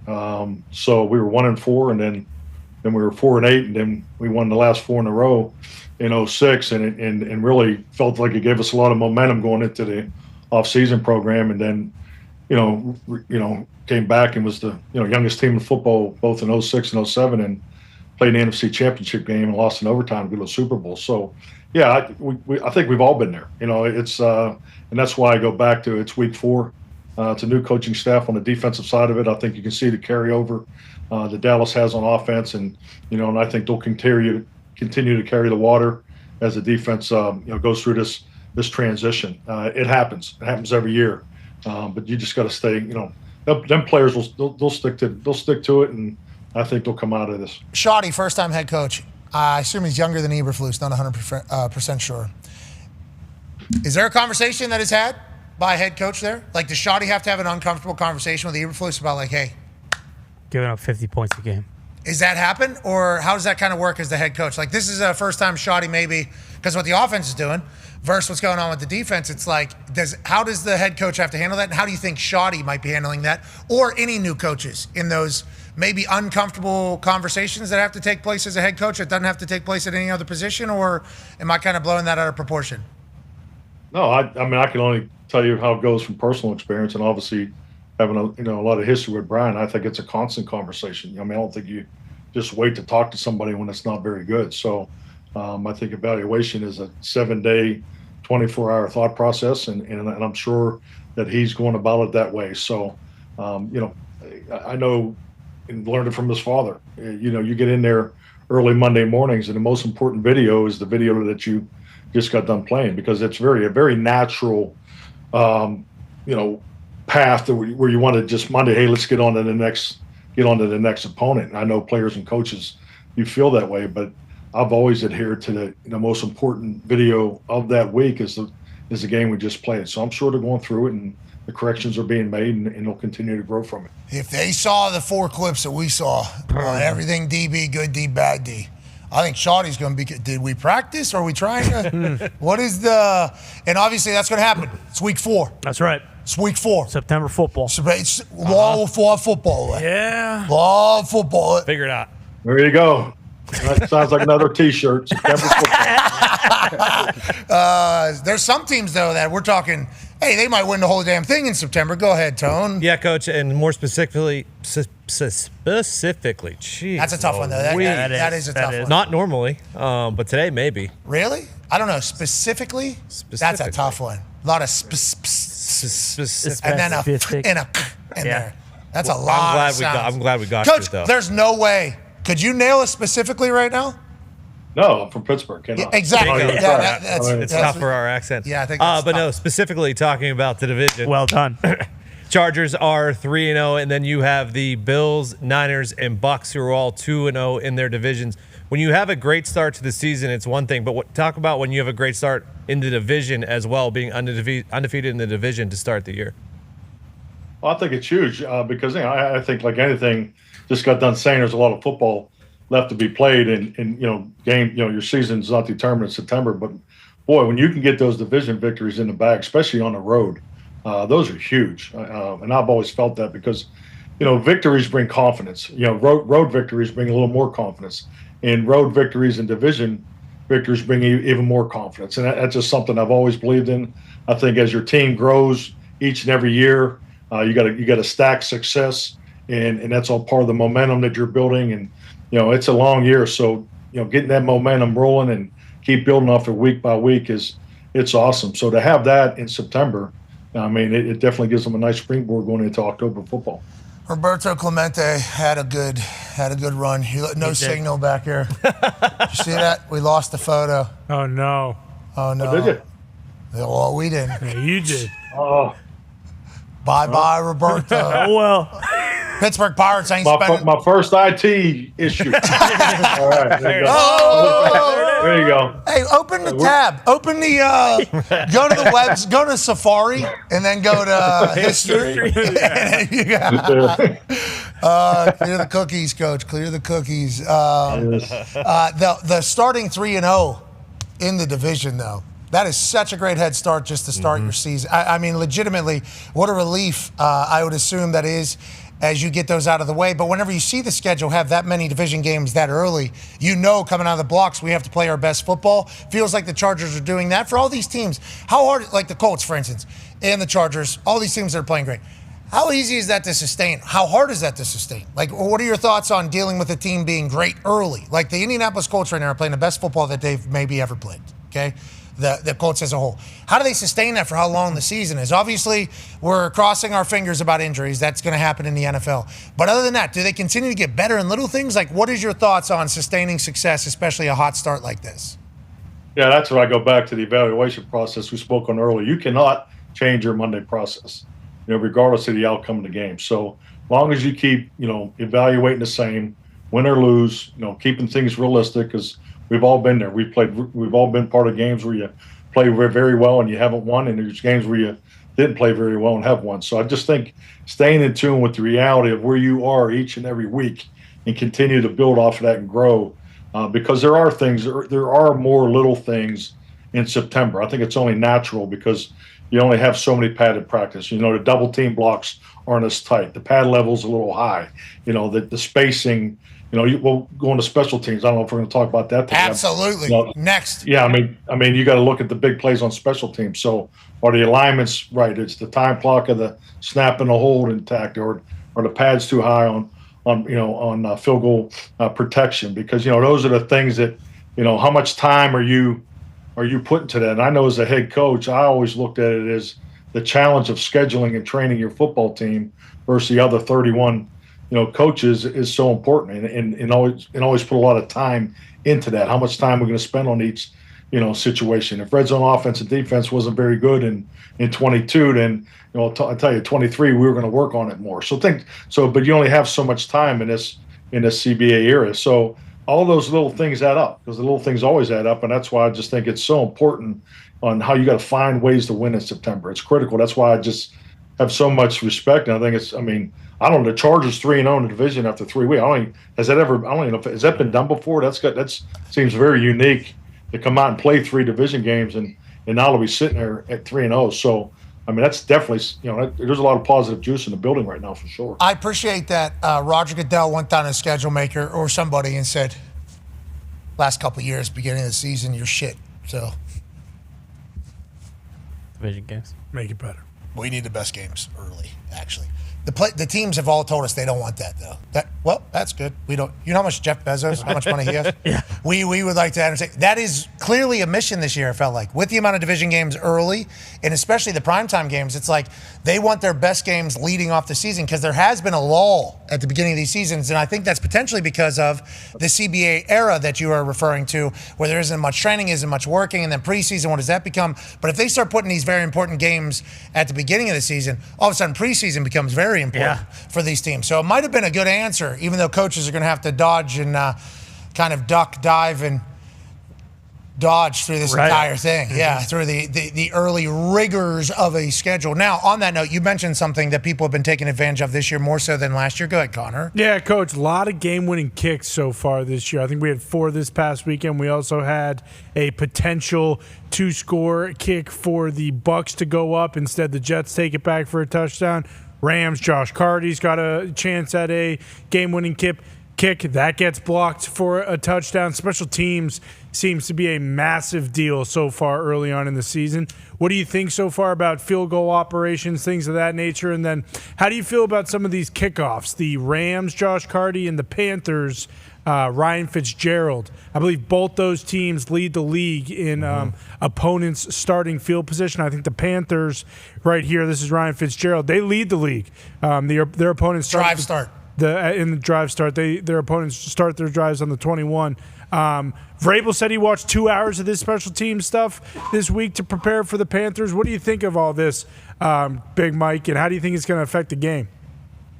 Well, I mean, going back to the first part, I know historically, for me personally, the teams that I've coached, being in charge of a draft and develop program, always had a little more anxiety towards special teams, particularly early in the year, because being a young team, obviously your special teams are even younger. So that was always a bit of a challenge and something that was a really focal point for me and a special teams coach as far as how, we were trying to play coming out of training camp going into the season. So I do think you see some of that that can affect the opportunity for potentially more big plays.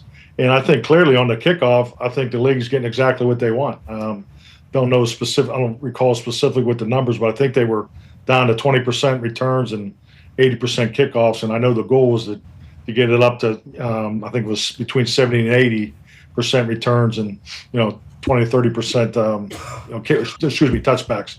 And I'm not sure where those numbers are now. Way up. I think way up. Well, I know they're way up. But they're celebrating that, though. The NFL's celebrating that because that's a big change. The whole kickoff thing was a huge change, and they're saving it, they said, Coach. Everyone to save the kickoff is what they were saying.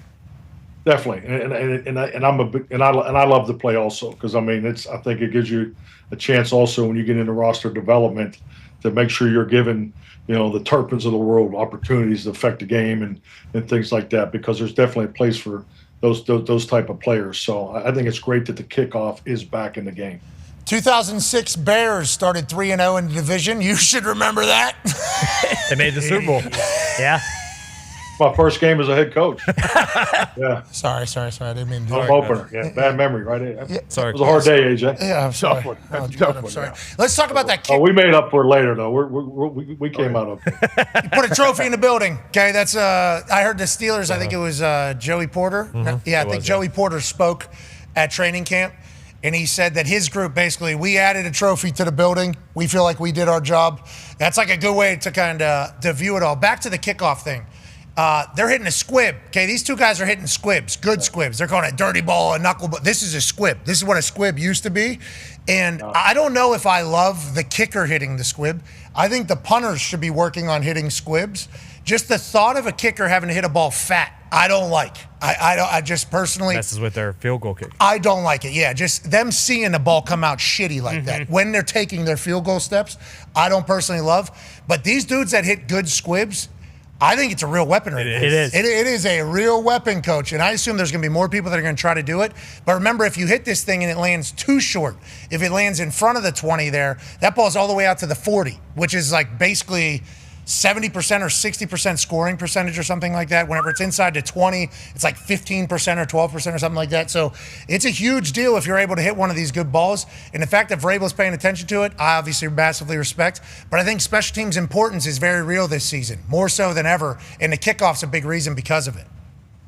Yeah, definitely. I've been very blessed to have two exceptional kickers in my career, both starting in Green Bay with Mason Crosby and then, down there in Dallas with Brandon Aubrey. And it's a great place to be, as a head coach, because it definitely makes you approach certain situations differently. I mean, Mason used to have an unbelievable spike onside kick that, I would try to, space it out almost every 4 or 5 weeks or 6 weeks. We were always looking for the opportunity to utilize that. And then he also had a couple different sky kicks at, different spots on the field. So I always looked at him as a tremendous weapon, especially playing outdoors in Green Bay, especially in the winter. So it is a nice part that has been added back to the game. So I'm definitely excited to see the kickoff back. And then, Brandon Aubrey, I mean, what can you say about him? I mean, he used to go into games and talk about the game-winning field goal spot would be 33, 35, 36-yard line.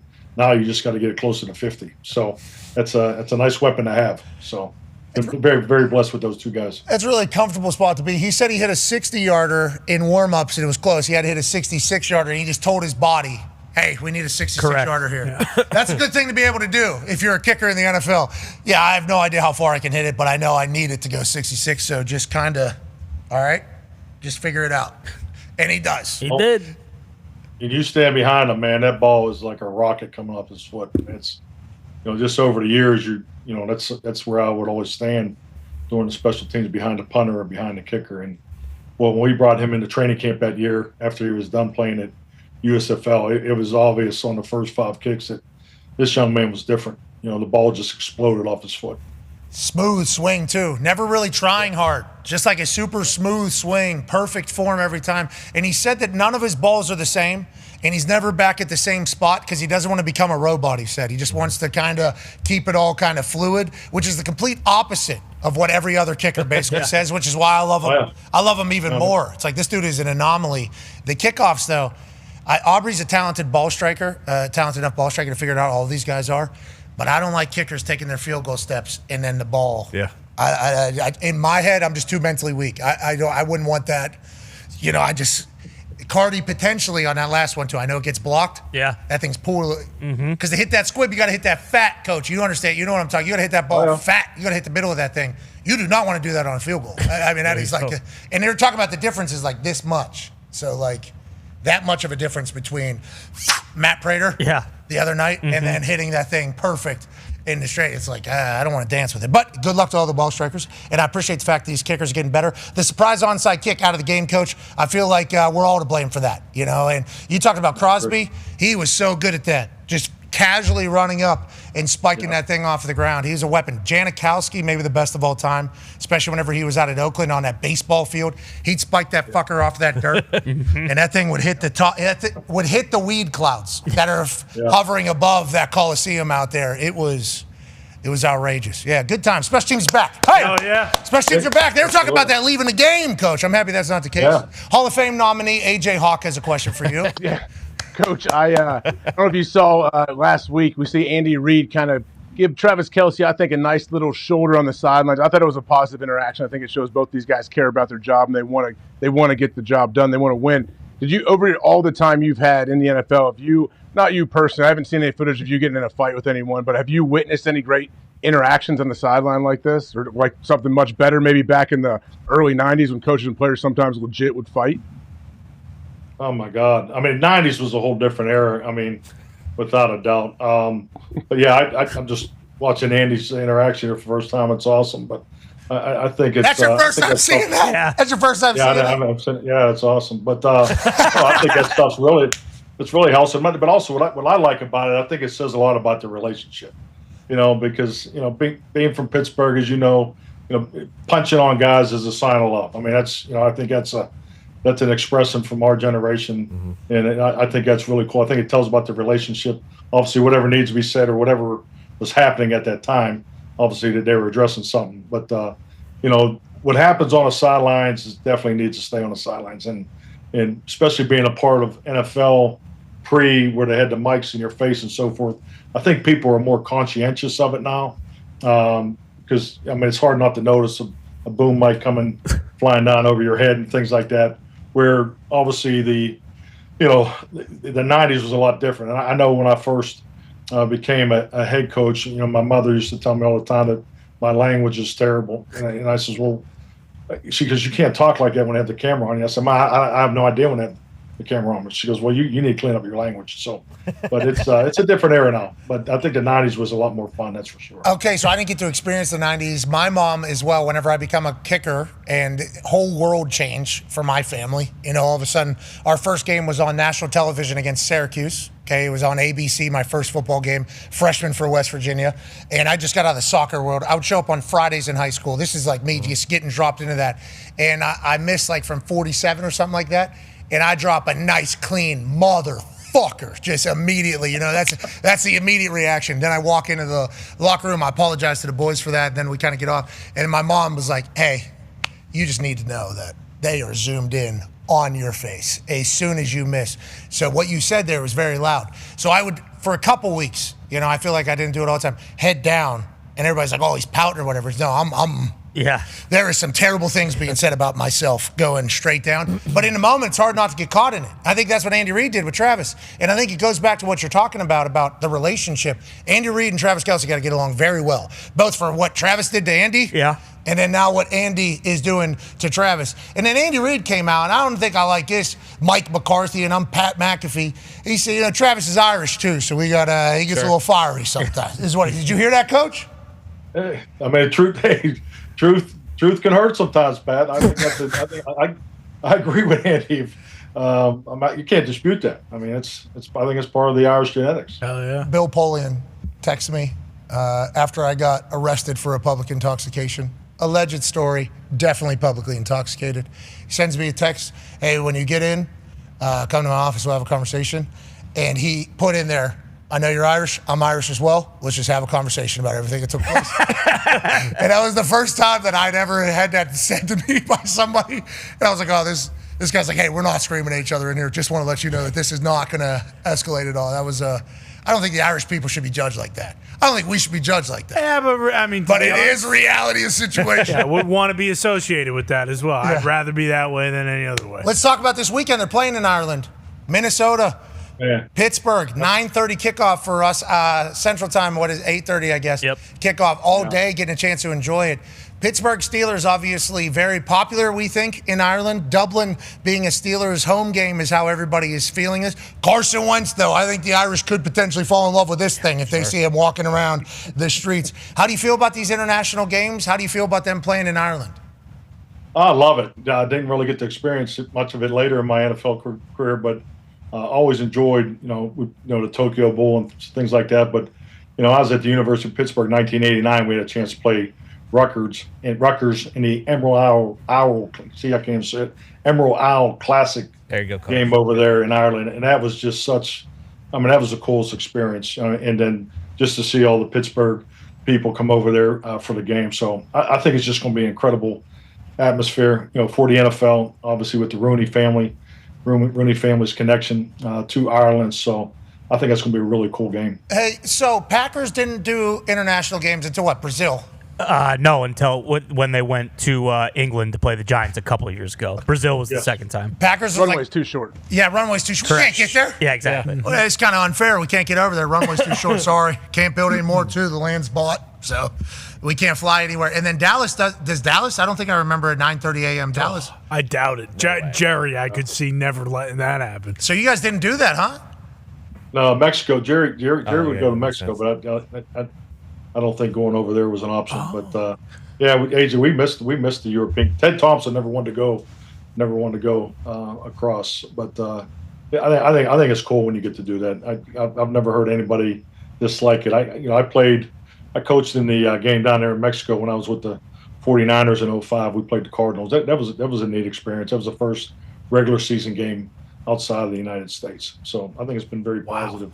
Not only for the NFL, but it's been great for the fans. I like hearing that from you. If you get back into coaching somewhere, we know that Australia is looking to have a game. Oh. Sounds like he would love that. Yeah. Mm-hmm. Coach. Maybe not Australia. Coach, make sure we got a bye week here, Pat. Can you get that done? We got to make sure we have a bye week on the way back. Bye week before and after. I mean, no doubt. 16 hours over the Pacific you're going, let alone to get to LA or whatever, but 16 hours over the Pacific to get there. And there's you just did that trip, right? Yeah, there's no Wi-Fi either. You're Amish there for that entire. You are doing it, and it's a long way. You got to really do it. But once you get there, the place is beautiful. I mean, it is. That place would love American football if it was fully around and ever present. It's just the timing is crazy. That's why them thinking about taking a game over there is absurd. Life clock's going to be set back for weeks for guys, I think. I think that'd be maybe too much for the players, no doubt. You definitely have to build in some extra time there. Coach McCarthy will take his team over there. Yeah. Yeah. You're a good bloke. I'll do anything right now. Yeah, you get me to do anything right now. All right, let's do this. How do you think tonight goes? Because we know you're not against the spread picker. No, you're not a gambler. Yeah. Okay? You would never want to do that. But if you were to, with the way you have been describing these games, we just like to let you know you would be 2-1 right now. Last week is the one, okay, in 2-1, and you waffled on that. Coach. You even said in your statement, this is how I believe, and on that note, I don't believe that tonight. Yeah. You went directly against yourself last week, so you're 2-1. I think you're seeing it well, and I think you need to go with your gut. Isn't that kind of the mission? Yeah, especially because, I mean, Coach, I don't know if you want to say, but I believe Big Mike unfortunately caught some gruff last time he was up in Green Bay from a bartender letting him know, like, hey, I bet on the Bills because you told me to, but now you're sitting at my bar and you just said that's too many points for a division game. What the hell is going on, Coach? Well, that's because he won against his own, right? You want to get your own intuition. No, I do. I mean, that's just my personal experience. Division games are so damn tough. I mean, to take that many points. But, I was kind of around, just watching Josh Allen play that week and so forth. You thinking, oh, they can handle, but almost need to apologize to Miami. That's just a tremendous amount of points in a division game. So yeah, I just do. I know I feel like I say this every week. The division games are the best games. I mean, it's going to be tight as hell. You look at the games that both teams have played so far. They both have lost tough games to San Francisco, tough defensive battles. Both these defenses are playing well. I think that when you look at all the numbers, because the first thing I always look at is obviously you look at the score of the game, but you look at the turnover ratio, ball distribution, time of possession, then you go look for the big plays. But the one thing that really factors into these Thursday night games more than we probably give credence to is the injury report. And based off what I saw this morning, I think Seattle is a healthier team coming in this than Arizona. So I'm going to go with the Seahawks. Okay, this doesn't even have James Conner, obviously one of their staples over there in Arizona. He's out. Backup running back is good, though. Conner has done film for fantasy football teams into him. And then the Seattle Seahawks, they seemingly are playing great ball right now, too. Like, it's not even a question. Now, I know they lose, and obviously what are the Niners going to look like going forward? Brock Purdy's getting 1 reps. Bosa out, though, so what is the San Francisco 49ers? Do they make a big trade for a pass rusher? That's what they were talking about, kind of alluding to in the past with the San Fran 49ers. Like McCaffrey was one of their acquisitions mid-season when they were really... And then they started giving him the ball. Yeah, and it worked for them big time. Did they get Bryce Huff in a trade or free agency? And then they, who did they draft? Michael Williams out of Georgia. So they do have guys at those positions. They're not Bosa, obviously, but they have guys at that position, so it'll be interesting to see. What about Hendrickson? Yeah, Trey. What about Trey Hendrickson? Especially with how it looks like Cincinnati's season could go from here on out. And he's a free agent at the end of the year, so that's one of those things that could potentially take place. This is no intel. No, hypotheticals. This is hypothetical. This is no inside information. We are just making this up on the spot, which is kind of what the show is, which is why we appreciate you joining us and being a part of the bullshit, Coach. You're the best. Well, I mean, bullshit and wit, man. I'm glad to be part of it. I mean, it's just, it is impressive, though. I mean, you threw out some great ideas there, but as you know, all teams operate this way. They're looking at everything every week and so forth, and I'm sure the 49ers will obviously involved in conversations just like every team is. So that is happening every single week at every team, you think? There's like, who could we add, potentially add? Will we? Probably not, but this is available. That has to happen at each team now at this stage of where the NFL is? Oh, I think so. I think if a personnel department's not involved in conversations 365 days a year, they're not doing their job. Hell yeah. That's been my personal experience. So that's the way the organizations that I've been a part of operate. That's your personal personnel kind of experience. I like that. I appreciate that. Hey, Coach, anything to say to the team on the way out here? Great job, guys. I mean, it's an adventure, and I'm enjoying it. I'm loving it. Team on 3. Is that how we do it? Team on 3. Let's get the Hall of Famer to break us down. Yeah, you're right. Well, Yeah, you're right. AJ Hawker, let's go. What do you got, bub? Coach, you ever go on Jerry's yacht? I meant to ask you that a while ago. Yes, it's unbelievable. It's unbelievable. We'll hear about that maybe next time. It's a good tease for next time. Team on 3. 1, 2, 3. Team. That's good. That was good. Yeah, maybe we do hear about that. It's Coach McCarthy. Thank you, buddy. Good question, Age. We saw Jerry drafting from that thing. Oh, my God. And they took that drone outside and shot it, and that drone just kept going. Just kept going. Thought it was a cruise ship. Yeah, No, lost it was- connection. That's Jerry Jones. Yeah. It's too big. Had to recheck into Bluetooth on the other side. Got 2 different Wi-Fis, 2 different passwords. The AirPods are reported as missing if they're left on the other side to your phone on the other side of the yacht. What a special place Jerry has built down there. Yeah. NBC, it's been reported they're sending everything down. Everybody. Huge Everything down. weekend for And Jerry's NBC. like, of course they're sending Goddamn right. Bring them down. What do you think this is? They got the Ryder Cup obviously happening. That's great. That's special. Guess what's a nightcap? The show. And guess what? Somebody we made into a star. Do you know him? Micah Starsons is what I like to call him because he had a star on his helmet. So that's why people, if you don't recall, we made him a star. You're welcome. He's coming back in to the place that made him. I birthed this man. And now he's coming back to my world. We will not be showing the video. Okay, there will be antidotes for that out there. Outside, you'll see maybe little koozies and things like. There's enough welcome for him around, is what he said. There's enough welcome for him around there. It's like from who?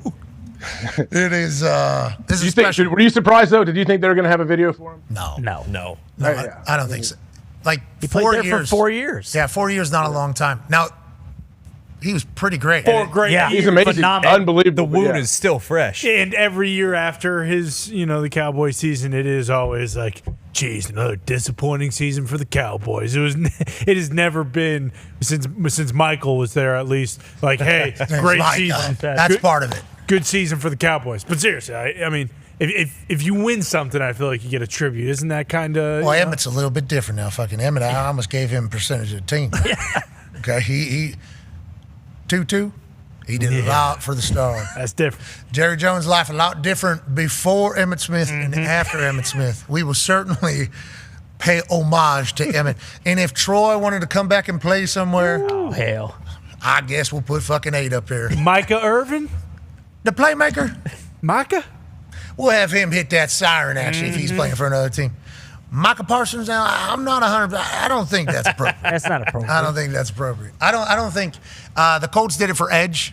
I was there for that. That's different. Edge played for the Arizona Cardinals. Hall of Fame. When he came back, there was a nice tribute. And also, we know how close Jim and Edge were. They're like very good friends. So I assume that was a very difficult decision. Joseph Adai, though, was unbelievable running back for us. Same with Dominic Rhodes. So I think that decision was certainly one that Arizona made for everybody whenever they offered to pay the amount that they offered to pay for Edgerrin James. But when he came back, they showed it. Edge did a full, Peyton Manning, obviously, during the 18-12 battle on Sunday Night Football. That was cool. I think NBC sent everything out for that particular night, too, as Andrew Luck took on Peyton Manning and the building that Peyton Manning and the boys helped usher into the city of Indianapolis, Indiana. It's like, that was special, but he got a full before the game.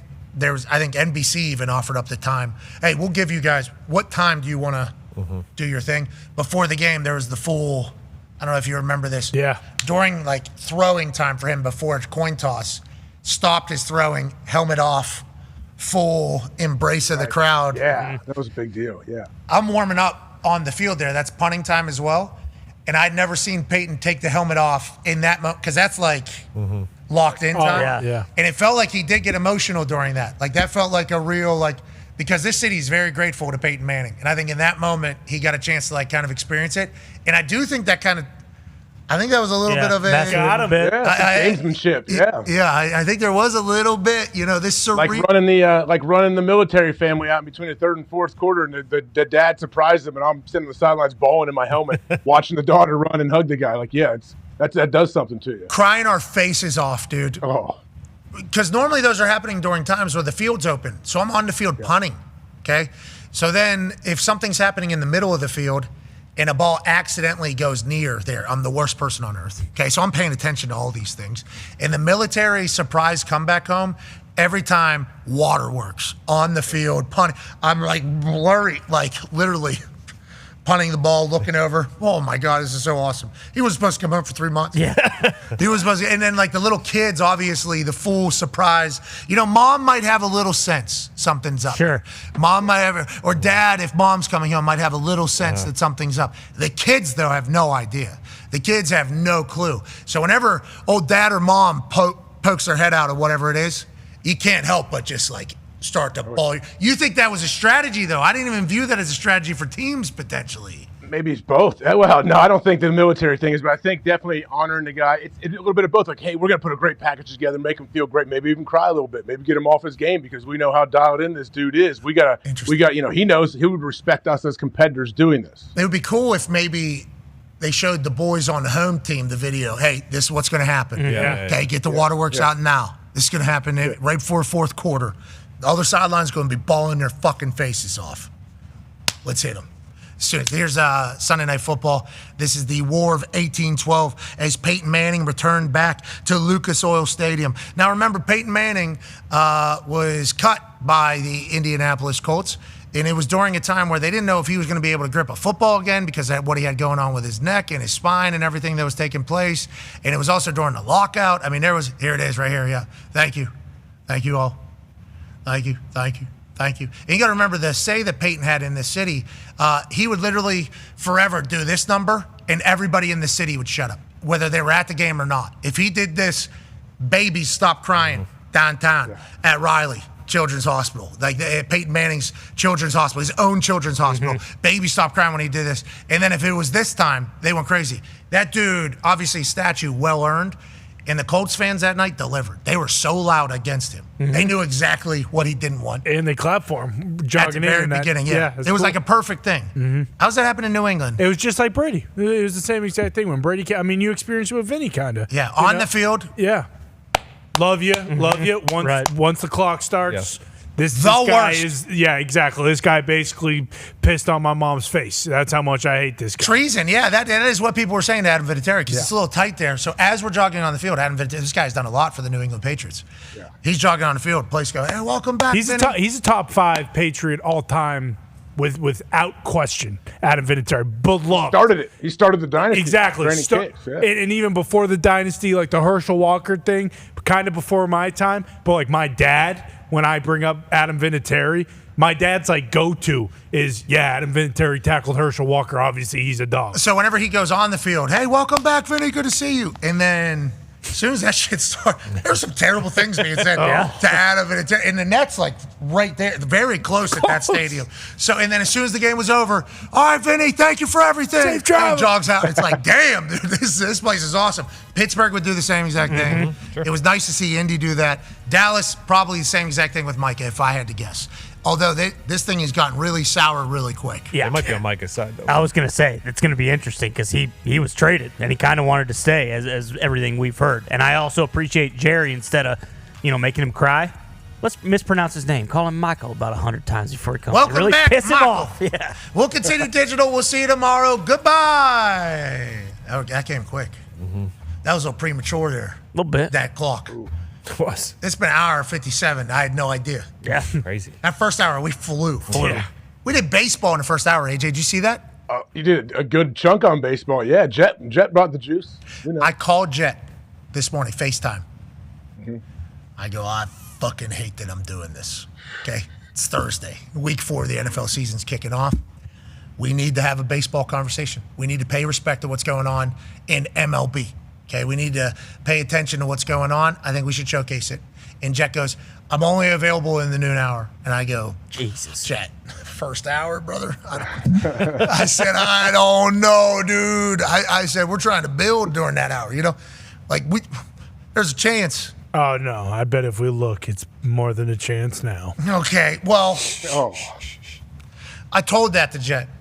But then out of respect for sports as a whole and the argument that Jet laid out immediately upon me saying that. He's like, this is what all happened last night. Bang, bang, bang, bang, bang, boom, bang, pow. Here's what's potentially coming up. The playoffs start on Tuesday. We got game 162 about to determine like 4 or 5 different teams' fate. Like, baseball is really having a night. And last night, I happened upon that strike from center field from the New York Mets on the Chicago Cubs.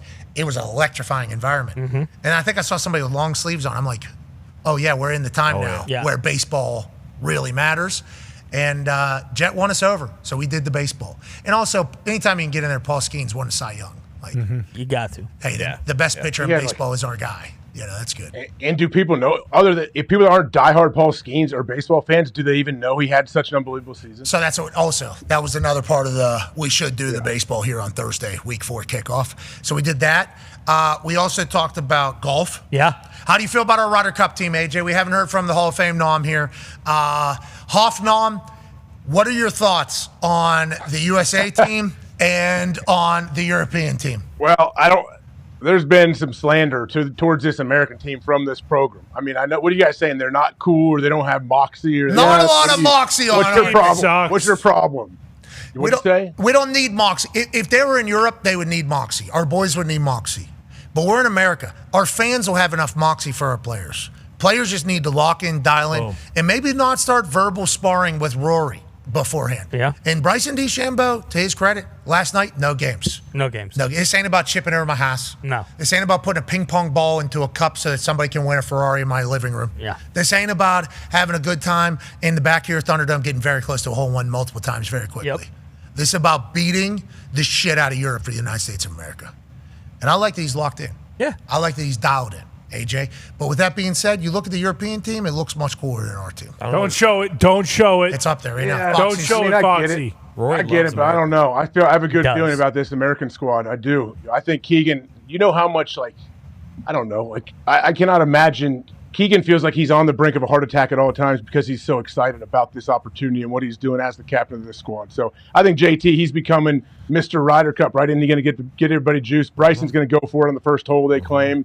Hey, be alert for Sam Burns, top left. I think Sam Burns, he's a stud. Great. I'm looking for big things from him. Yeah, but we didn't know who that guy is right below Sam Burns, did we? Do we know that? He wears the shades, right? He wears the big aviator shades. Is that him? You mean the number 11th ranked golfer in the world who Foxy said sucks? This isn't about how good we are or rankings or any of that shit. I'm saying face value. I'm not rooting for a lot of these guys on Sunday. You go to the Europe team. I'm rooting for a lot of these guys on Sunday. That's part of the problem. You're pulling for anti-American propaganda on Sunday. No, this has nothing to do. This is the Ryder Cup. I'm rooting for America through and through, but I'm just saying they have a lot of cooler dudes on the Europe team than America does. And it's just unfortunate that has to be pointed out. The thing we do have going for us is Rory said in his interview, hey, America is the greatest country in the world. So, for Rory to be saying that as we're going in, I think we have it. I mean, this basically tells you all you need to know.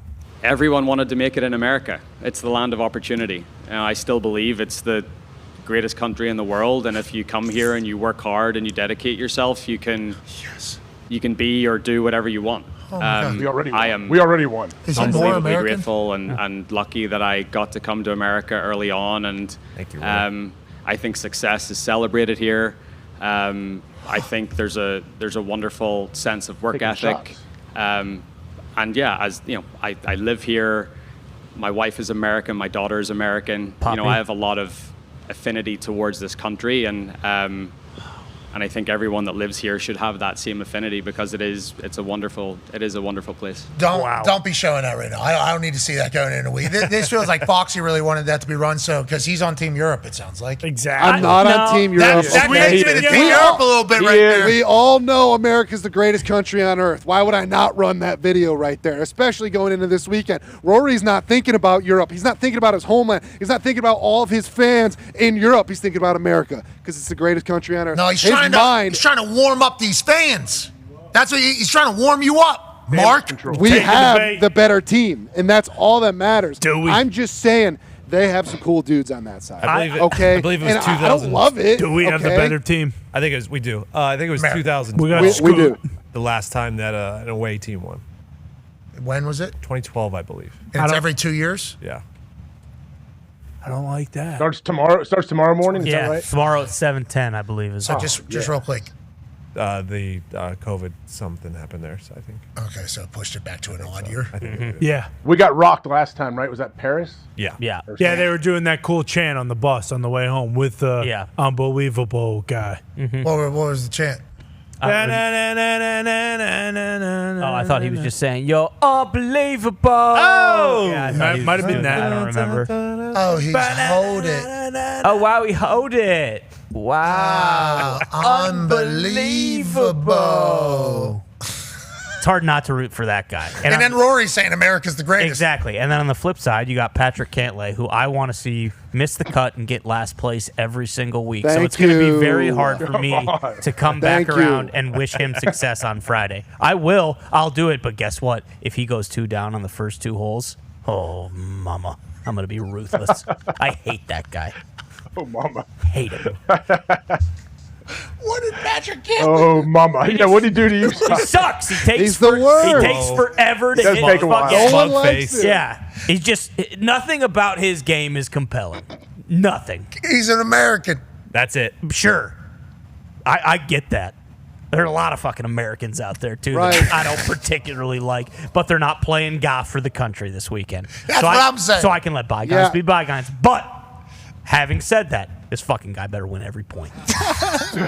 He better win every fucking point for the U.S. while he's We're out pulling there. for all of them. Yep. Good luck, Oh, boys. Keegan's going to put that in a video tonight to show the old boys, hey, no one believes in you, even your own guy. No. I didn't say no one believes in the team. I You said guys are I missing don't the point. believe in him. I don't like him.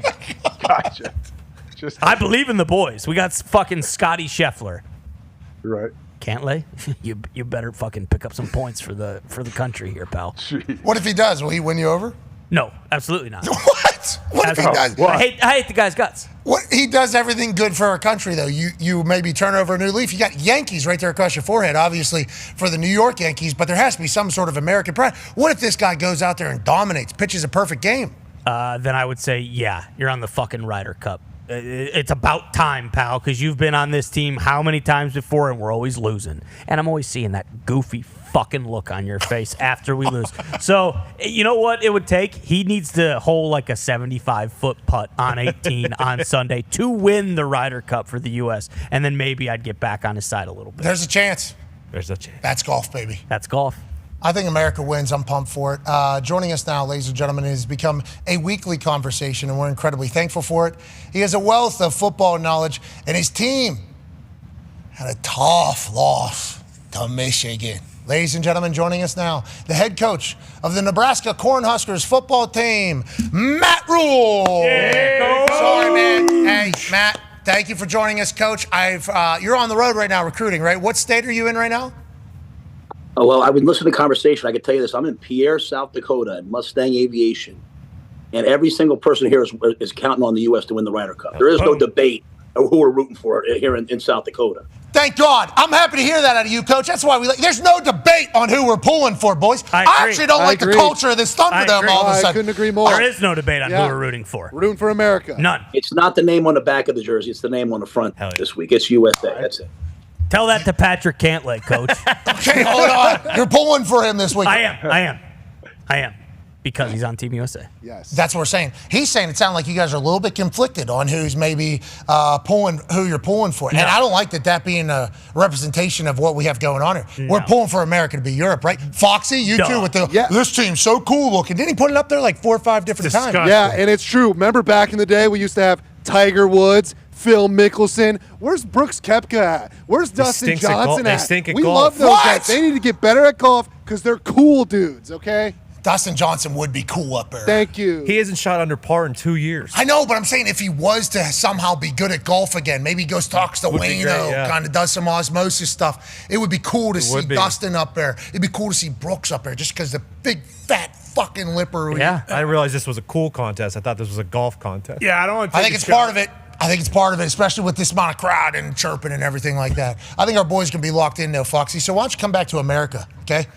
Why don't you come back to America? Like I said, we're the better team. We're going to win. I'll be rooting for the boys. But if we lose, I know what I'm going to blame it on. Yeah, it's Cantlay's ass if we lose. We don't know. The Mustang Aviation, FBO up there in South Dakota is a beautiful one. Obviously, you're hitting the road to get good players. We respect that. Let's talk about what happened against Michigan. We have to. This was a big one for your team. I think this was a massive one for the story of the Big Ten. I think this was going to be considered a measuring stick for you, I think, but also for what your team could be this year. Do you agree with that, or do you think we're still early in the process of figuring out who the hell we are at Nebraska? Well, no, I think both can be true. I mean, there was a chance to play a game versus a perennial top 25 team at home. They have a rookie quarterback, freshman quarterback, so you got to go win that game, and we didn't. So I mean, we have to be disappointed, but we're also not going to put on black shirt, black tie, and just call it a season. I mean, we look at that game, Pat, and I say, we gave up 7 sacks, we gave up 286 yards rushing, so they got after us in that ways, and we lost by 3. I told our guys, we got playmakers making plays all over the field. We got to get a little bit better in a couple areas, and that was a good measuring stick for us. And you know what? We're going to have to play a lot more good teams. We got Michigan State in 2 weeks. We'll be ready. Okay, so everything's still in front of you guys, obviously, yes? Heck yeah. I mean, we're going to have a chance to face a lot of good teams, and I think that took our pulse, right? It let us see, hey, you know what? We knew the line of scrimmage battle would be one that we'd have to wait and see, but we held them to 100 yards passing. We covered them all over the field. We played good. We threw the ball. Dylan threw for the ball for 300 and some yards. So the things that we've tried to get better at, we've gotten better at it. Now you can't win in the Big Ten if you don't control the line of scrimmage. So we have to improve that. But yeah, we're not ceding anything, man. We're gonna battle back. Tell me about Michigan a little bit. Tell me about their team. Obviously, Bryce Underwood, phenomenal recruit, is what everybody was talking about. 5-star build, everything. Tell me about their team. What did you see from them? I think 2 things really stood out to me. Number one, the week before they moved Jayshon Barnum. They moved him from middle linebacker. We played at Maryland. They moved there and played. They moved him out to their outside linebacker. Man, I walked up to him after the game. I said, "Well, you're a top 10 pick." I mean, that move disrupted everything. He didn't play that against Oklahoma. He played off the ball, and he's a great off the ball linebacker. But he is a difference maker coming off the edge. And then Justice Haynes, the tailback from Alabama. We gave up 286 yards rushing. We gave up three carries for 168 yards. It's just he's a you give him a crack and he's gone. And so, to win in the Big Ten, they're going to have to throw the ball more. You can't throw the ball for 105 yards on screens. You're going to have to throw the ball down the field. But they got 2 guys there that I thought were top 10 type players that are going to be difference makers in the Big Ten. I can't wait to see what your team is by the end of the season and what this Michigan team is by the end of the season. Everybody basically growing at the same time. Go ahead, AJ. Yeah, speaking to that, Coach, in your past as a coach, and I'm sure you're always paying attention to it, how good can your team get from the beginning, from game 1 until, say, game 12? What kind of progress can you make? What kind of momentum can you build? Is that something you feel like this team, obviously, each and every game, win or lose, you guys are getting better? I just wonder, when you look back at the end of the season, you look at, hey, week 1 or 2, and you think, I know I've sometimes been we were a different football team back then. We don't make those mistakes anymore. We're so much better. Do you see that for this team and for, teams you've had in the past? Yeah, no doubt. I mean, the interesting thing in that game, AJ, is we went down the field in 2 minutes before the half, ended up throwing a Hail Mary for a touchdown.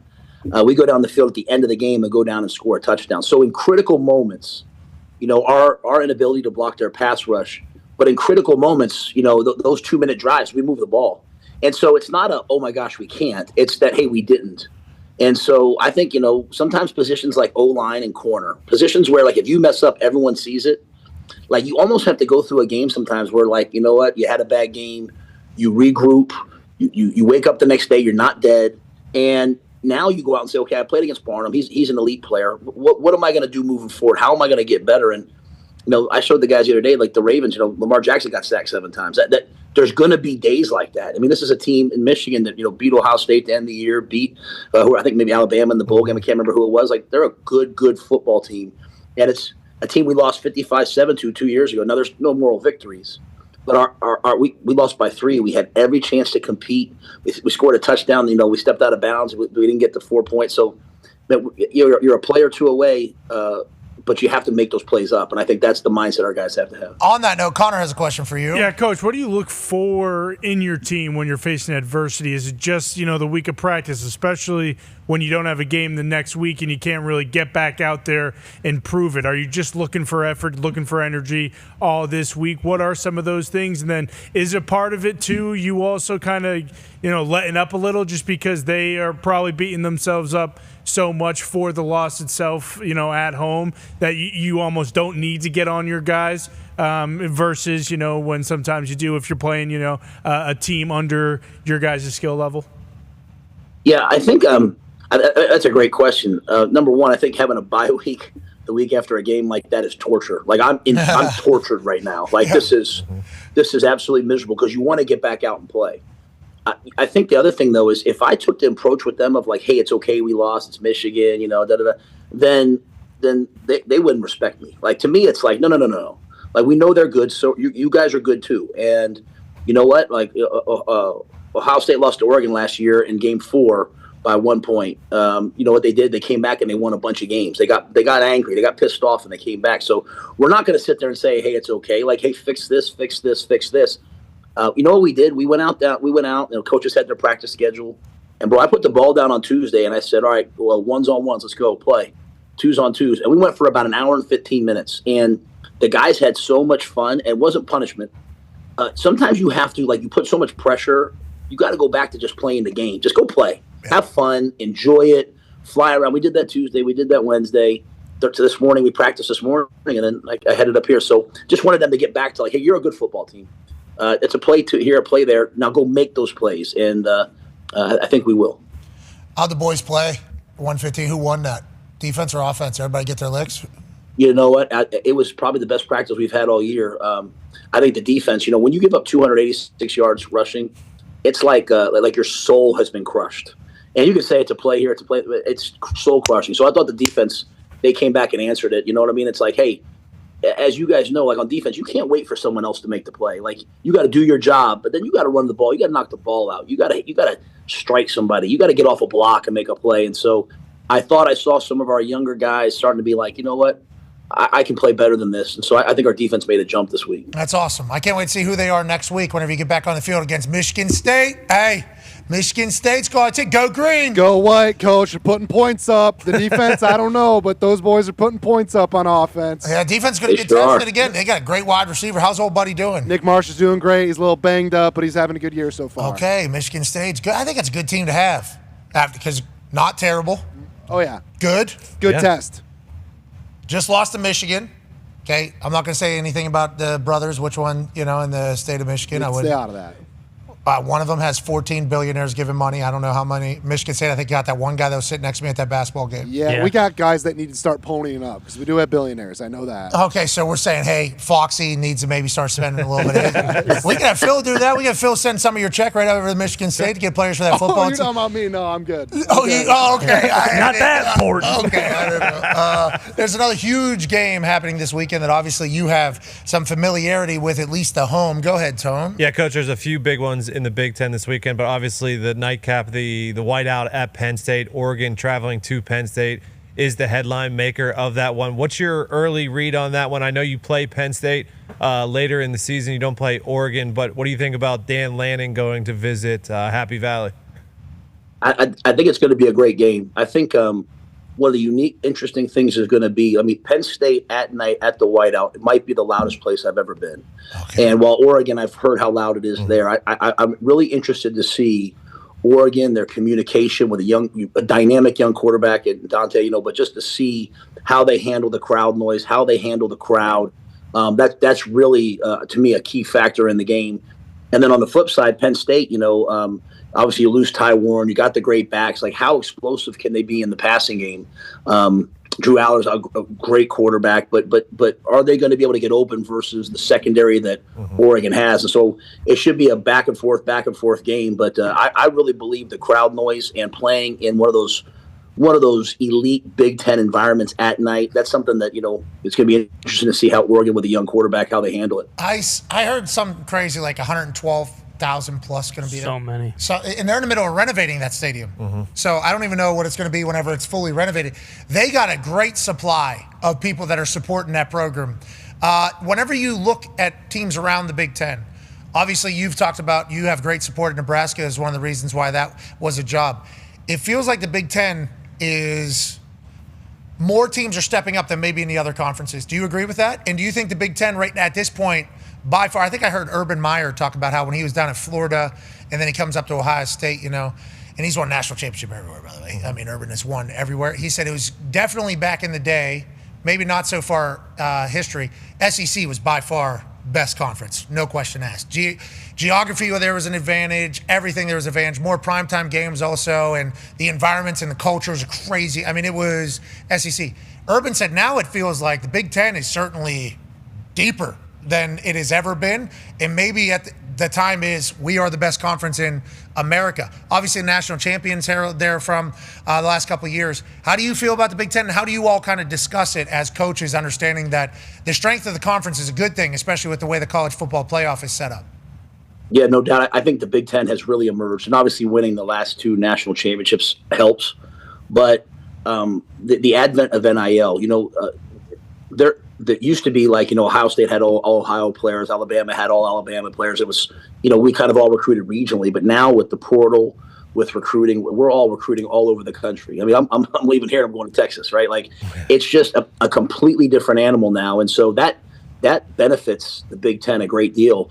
It was really weird last week to have, Brad Nessler, Gary Danielson do our game, the 2:30, 3:30 Eastern CBS game. I mean, that's been the SEC forever. Mm-hmm. And what the Big Ten has done is they've bought a lot of those primetime spots. We were the national game against Michigan. And so I think the Big Ten has made some really big moves, and obviously bringing in USC, bringing in Oregon, bringing in Washington, that's a sneaky good. I mean, they're scoring points. That's a sneaky good team right now. I mean, they're getting 8.5 at home, and people talk about that being the loudest place maybe to play. That place is difficult to play out there. It's a far trip too, Coach.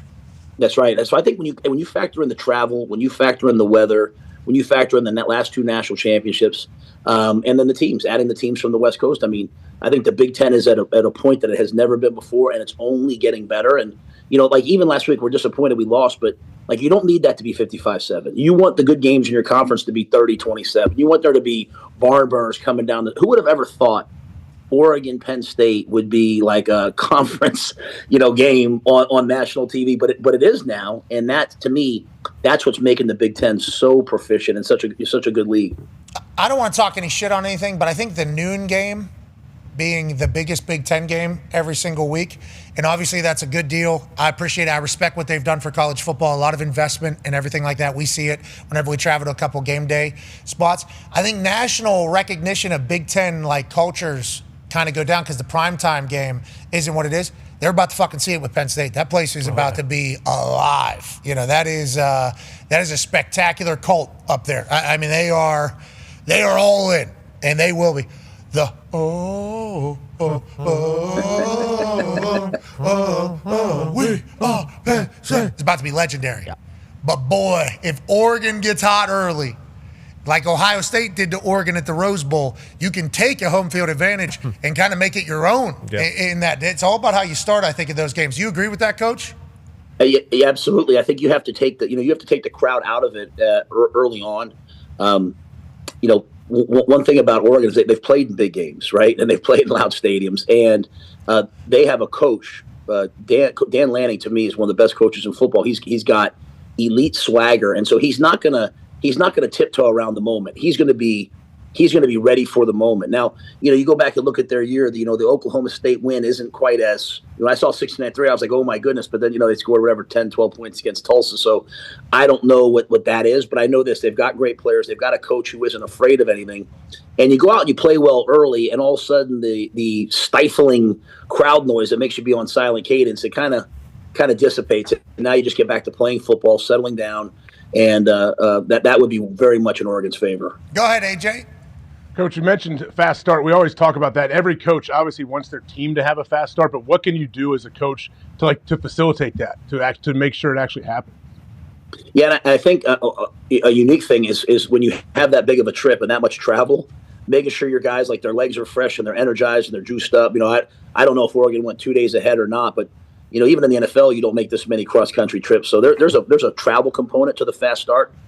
I think one of the biggest things early on is throwing your best stuff at them, and that's not just defensively. It's if I'm at Oregon right now, I'm saying, hey, we need to hit the quarterback. We need to get to Aller early, whether we blitz, whatever we do.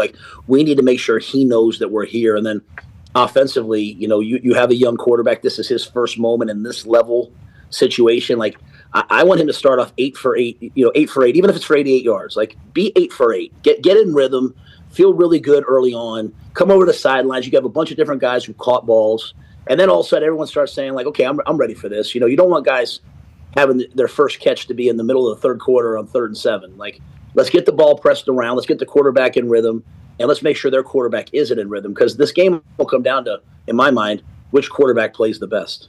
Dante Moore's been spinning it. Drew Aller's stats have not been spectacular with their start. They haven't really played anybody. Have they been hiding everything? That is kind of the narrative around the Penn State team right now, which is never good if you haven't been hiding anything. No, we've been playing our best football, actually, and everybody just thinks we're holding back. Dan Lanning spoke about the whiteout, and he said, play the game, not the occasion, basically, is his messaging to the boys. We've seen a lot of behind-the-scenes stuff of how Dan talks to his team. I like the way you described him. He's got a lot of swagger. Mm-hmm. His team carries that, as does your team. Good luck in recruiting out there in South Dakota. That's a beautiful state, brother. They got a lot of dogs out there. They do. So we're happy to be up here. Evil Knievel. Yep. Adam Vinatieri. Colt Anderson. Yep. McCuya. Of course. Dallas Goedert. Dallas Goedert's from out there. I think Brock Lesnar, born in South Dakota. Yeah. Tucker Kraft. Tucker Kraft. Who? Baldo, didn't he do his game day? He He lives out there. He's in Montana. You're right. Jeez. You're right. It's not South Dakota. Sir. I think he left that silver ball in Dakota. Okay. Ladies and gentlemen, on a recruiting visit, which we appreciate him making time. Good luck the rest of the way. Friend of the program, host of Haas Rules. That's right. Hey, Will Compton, not a bad-looking bald guy. Obviously would rather still have hair, but not a bad-looking bald guy. He looks pretty good, and you know it was hard to shoot house rules after losing this week, but we put it out with Joey McGuire from Texas Tech. You know what? Part of being a man is doing everything every week. So, like I said, we'll be back though. We'll be celebrating on the show here soon. Yeah, you got to answer the bell. That's and right. You did here today. We appreciate you. Ladies and gentlemen, Coach Matt Rhule. Yeah, Coach. All right, let's get to a break. On the other side, we'll make our picks. We'll cover everything that we haven't talked about. And then we got Stanford Steve conversation about college ball. Yeah. It's a great time to be a football fan. It's a great time to be a sports fan. Baseball's crushing. Yeah. Mm-hmm. Hey, I actually was captivated by baseball last night.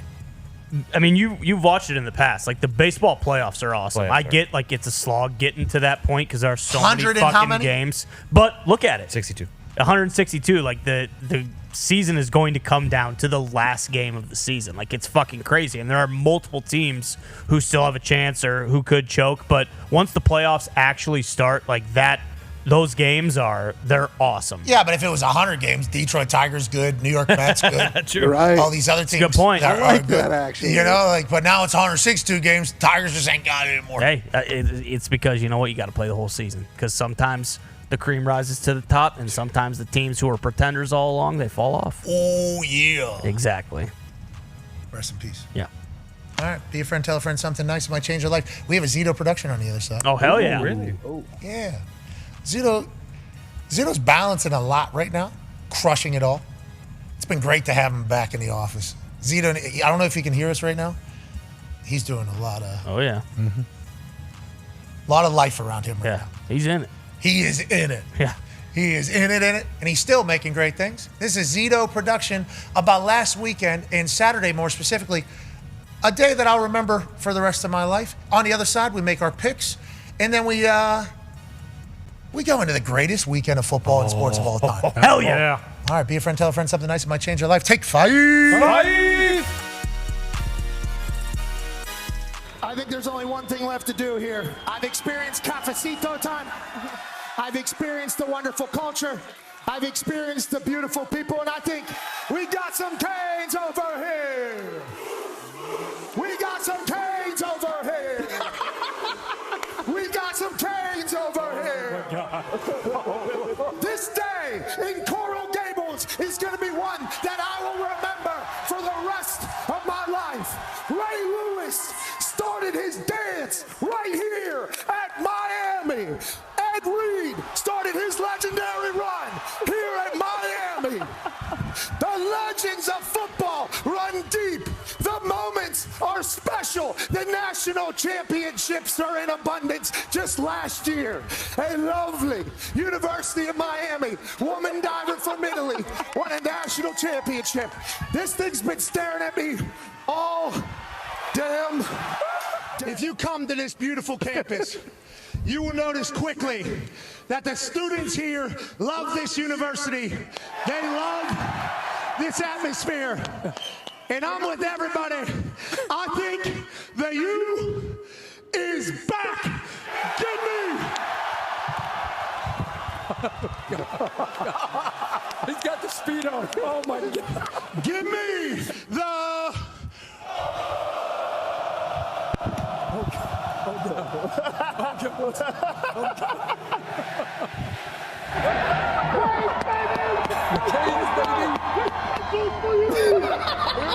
Oh God. Here it goes. Feet together. Feet together.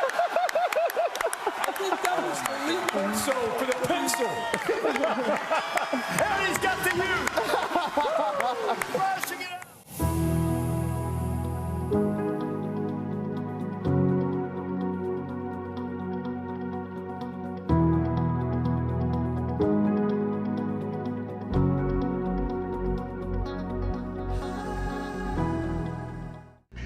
Coach. Yeah, man. Great job, man.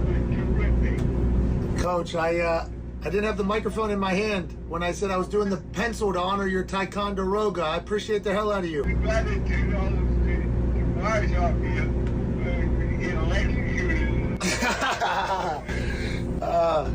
Coach. It was great, and I really enjoyed it.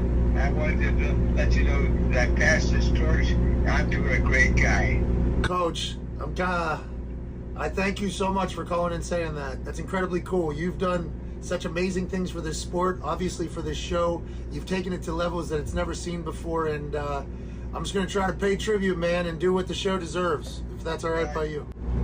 Well, you did a terrific job. I want to congratulate you, and good luck in the rest of the shows. I love you, Coach. I appreciate you. Okay, Pat. Great job. Thank you. Thank you, Coach.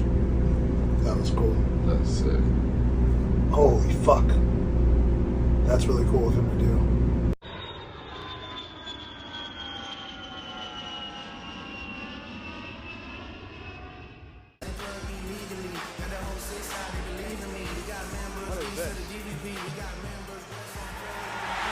Oh, yeah!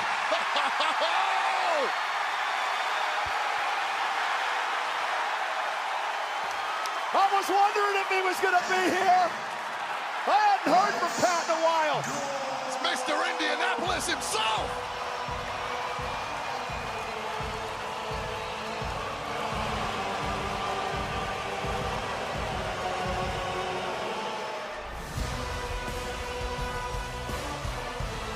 Did you have any idea? I mean, if you got on the internet, everyone's been talking about it. Pat was going to be here. I don't go on the internet. Wade has said you were fired and you're here tonight. Some people wish I was.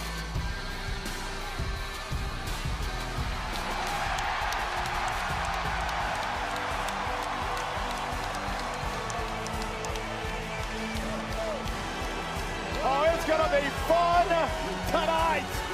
We are going to Planet McAfee here at WrestlePalooza. Oh, wait, I got our audio guy setting some stuff up here next to us. I think Pat McAfee may be joining us here at ringside. Oh, hell yeah! Someone sane to talk to for once. Yes!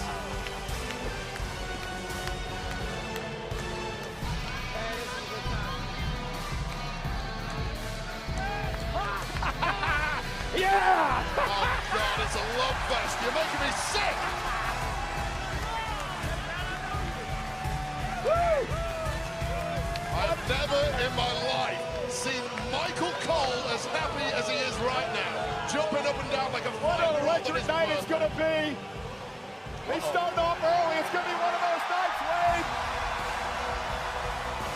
Still got the moves. Get the cans off.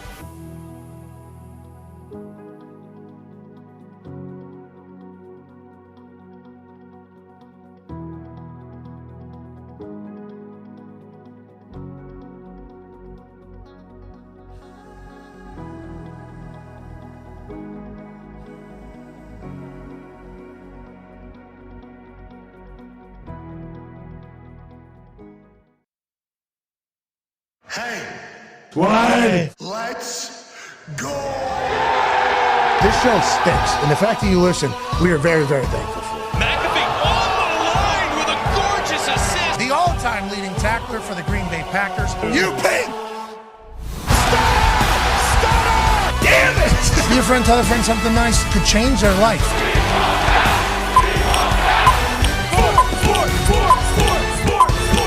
Hello, beautiful people, and welcome back to our humble abode, the Thunderdome. On this NFL Week 4 kickoff Thursday, September 25th, 2025, Hour 3 of the program starts now. Football! 2:33, we will start this third hour now. That is Hoffnom, AJ Hawk right there. Hoggle. Hoffnom, Hoffnom, Hoffnom, Hoffnom. You get it? Yeah, I think I get it now. I get it. Hoffnom? Hoffnom. Okay. It's abbreviation. Yeah. Not nom like Viet. No. It's nom like nominee. So then it would be Hoff, nom, Hoff, nom, Hoff, nom, Hoff, nom, Hoff, nom, Hoff, nom. AJ Hawk. Right there. Hoff, nom, Hoff, nom, Hoff, nom, Hoff. That's your abbreviation. Some people go to school to get PhDs. Some people are doctors. Sure. Some people we call masters of love, or no, what is it called? Whenever you get a Master of Love ceremony, love guru, ordained, yeah, but it's called something. Pastor, ministry. Those exist. Minister of love. It's yeah. Love doctor. No, it's something. You can officiate. You can officiate weddings. Yeah, it's like $35. They overnight it. Yeah, They I got should change it to Yeah. Doctor of Love. Universal Life If it Ministries. isn't that. Yeah, that is what it's called, but it's called something. You become something. You are ordained minister. You're ordained. Something of love, though. I don't know about that. Anyways, yours is Hoffnom. So that's a that's a pretty cool little sir title or whatever the hell it is. Toxic Tables here at Boston Connor, at Ty Schmidt. That's a sweet shirt. Thanks. Kit and Con, I haven't worn it in a while. I saw it at the top of a pile, so I'll grab it. And a couple planes in there. You got the Wright brothers flying around. Oh, yeah. It's supposed to be King Kong, but just with a cat.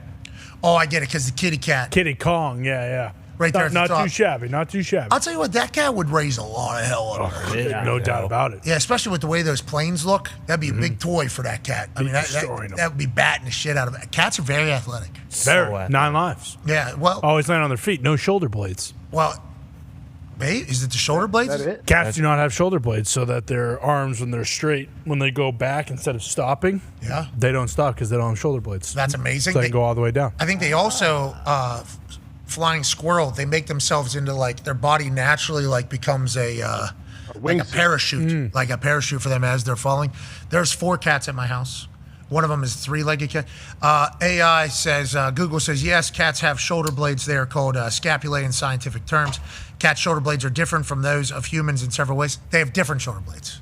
Excuse me. Yeah, Bruce. I forgot we're Bruce at the Brown. fucking vet. This is I Bruce love Brown. this place today. This is Bruce Brown. This is unbelievable, Bruce. There's no reason for that. It was just so tempting. Not even called shoulder blade. Just seeing the that they obviously have some kind of shoulder blade, I just thought it was fun. Well, you should have looked up the parachute of the cats, what they do as they fall. I watched a Instagram video of cats showcasing how athletic they are. So quick, so dynamic. My 3-legged cat lands, same exact thing. They're a good animal. I couldn't even imagine one being the size of King Kong right there with those particular. There's people jumping out of planes. That's probably the right play. One half of the hammer. Dahn. Cowboys AP Tony's here. 74% was the last time we got the update on this game. Is it still at 74%? 72%. Oh, money's moving. 72% now on the Seahawks, minus a 1.5 traveling to beautiful Phoenix. Well, Glendale, I guess, Arizona. Wonderful stadium. Great fan base. Will the Seattle Seahawks beat them by more than a 1.5? AJ Hawk, we'll start with you. Last week was not good for either of us, but this week could be our best week of all time, and that's how we need to view it. Seahawks minus a 1.5 against the Cardinals. AJ, how do you see it going?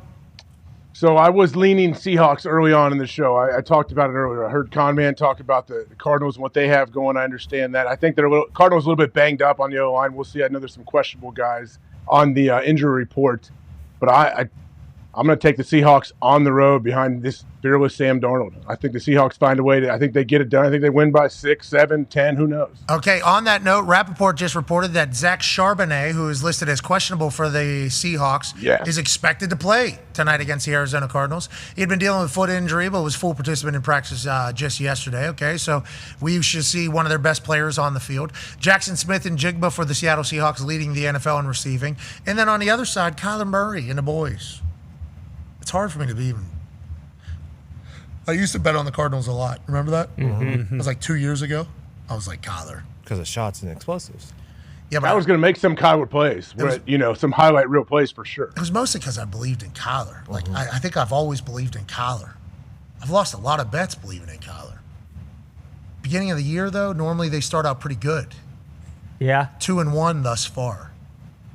Would the Cardinals go 3-1? Oh. That's an interesting thing. If they're 3-1, you got to have a conversation about the Cardinals all of a sudden. Yeah. Especially if they get a win over the Seahawks, only lost being to the Niners. Now, granted, they're going to have to get that back later in the year, you would think. But are the Cardinals for real? Are the Arizona Cardinals going to? Gumpy really liked them. Gumpy really liked them because the percentage of people that are betting on the Seahawks. Is that the only reason why? Is there any other reasons, Gumpy? No, not at all. Absolutely. I've just been riding that, and it's been working. That's just primetime games. If you fade the public, you usually got a pretty good shot. Okay, 70+% too is a no-brainer for you. Is there any number? If it was like 55-45, would that be a sway for you, or is it because Once you get over 60, I start to worry a little bit. Like, it was very loud that the Ravens were just going to smack the Lions. I know the Lions are very different than the Cardinals, obviously. Also, rivalry jerseys tonight. Oh my God! Arizona sent us. Yeah, the sand. Sandstorm. In the box, yeah. Is that Sandstorm? Yeah. Oh, yeah. This is the new color rush. Oh,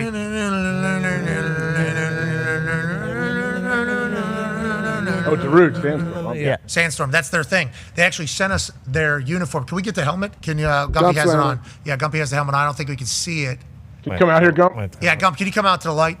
It was once in the shade, and it was in a box that was filled with sand, actually. Yeah. Filled. The Arizona Cardinals sent a package to the Thunderdome with sand inside of it. Fucked up. Spilled everywhere. A lot of Are sand. you serious? Yeah, I was not here whenever it was opened, but from what I heard, not a lot of happy parties in the Thunderdome that they put actual fucking sand in the box. With that being said, what they pulled out of the sand, greatness. This thing looks sick.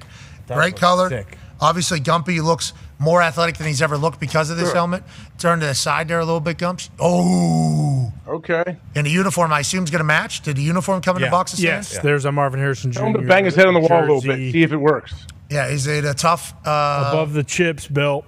I think you can hit the. I think you can hit one of these pillars, Gumps. See if it's a good helmet or not. Take a couple headbutts. Oh my goodness. Okay, and now Gumps, because you look like Kyler kind of out there. Let's go ahead and do a universe shot here. Okay. Yeah. Yeah, put the Let him jersey drop back a little bit, scramble around like you're Kyler. Yeah, take the helmet off. Take the helmet off. Yeah, you gotta. Take the helmet off, and then we'll get you. Unbuckle it. Hey, this is you. Oh, no. Oh, no. Is that your bud? Yeah, I think so. Yeah. This is universe. You're gonna do this. That's a sick jersey. Yeah. It is. That's a game jersey. That's how tight they are. That's a legit jersey. Looks good on Good you, Tom. teamwork. Oh, those are sweet. Now we're talking. Is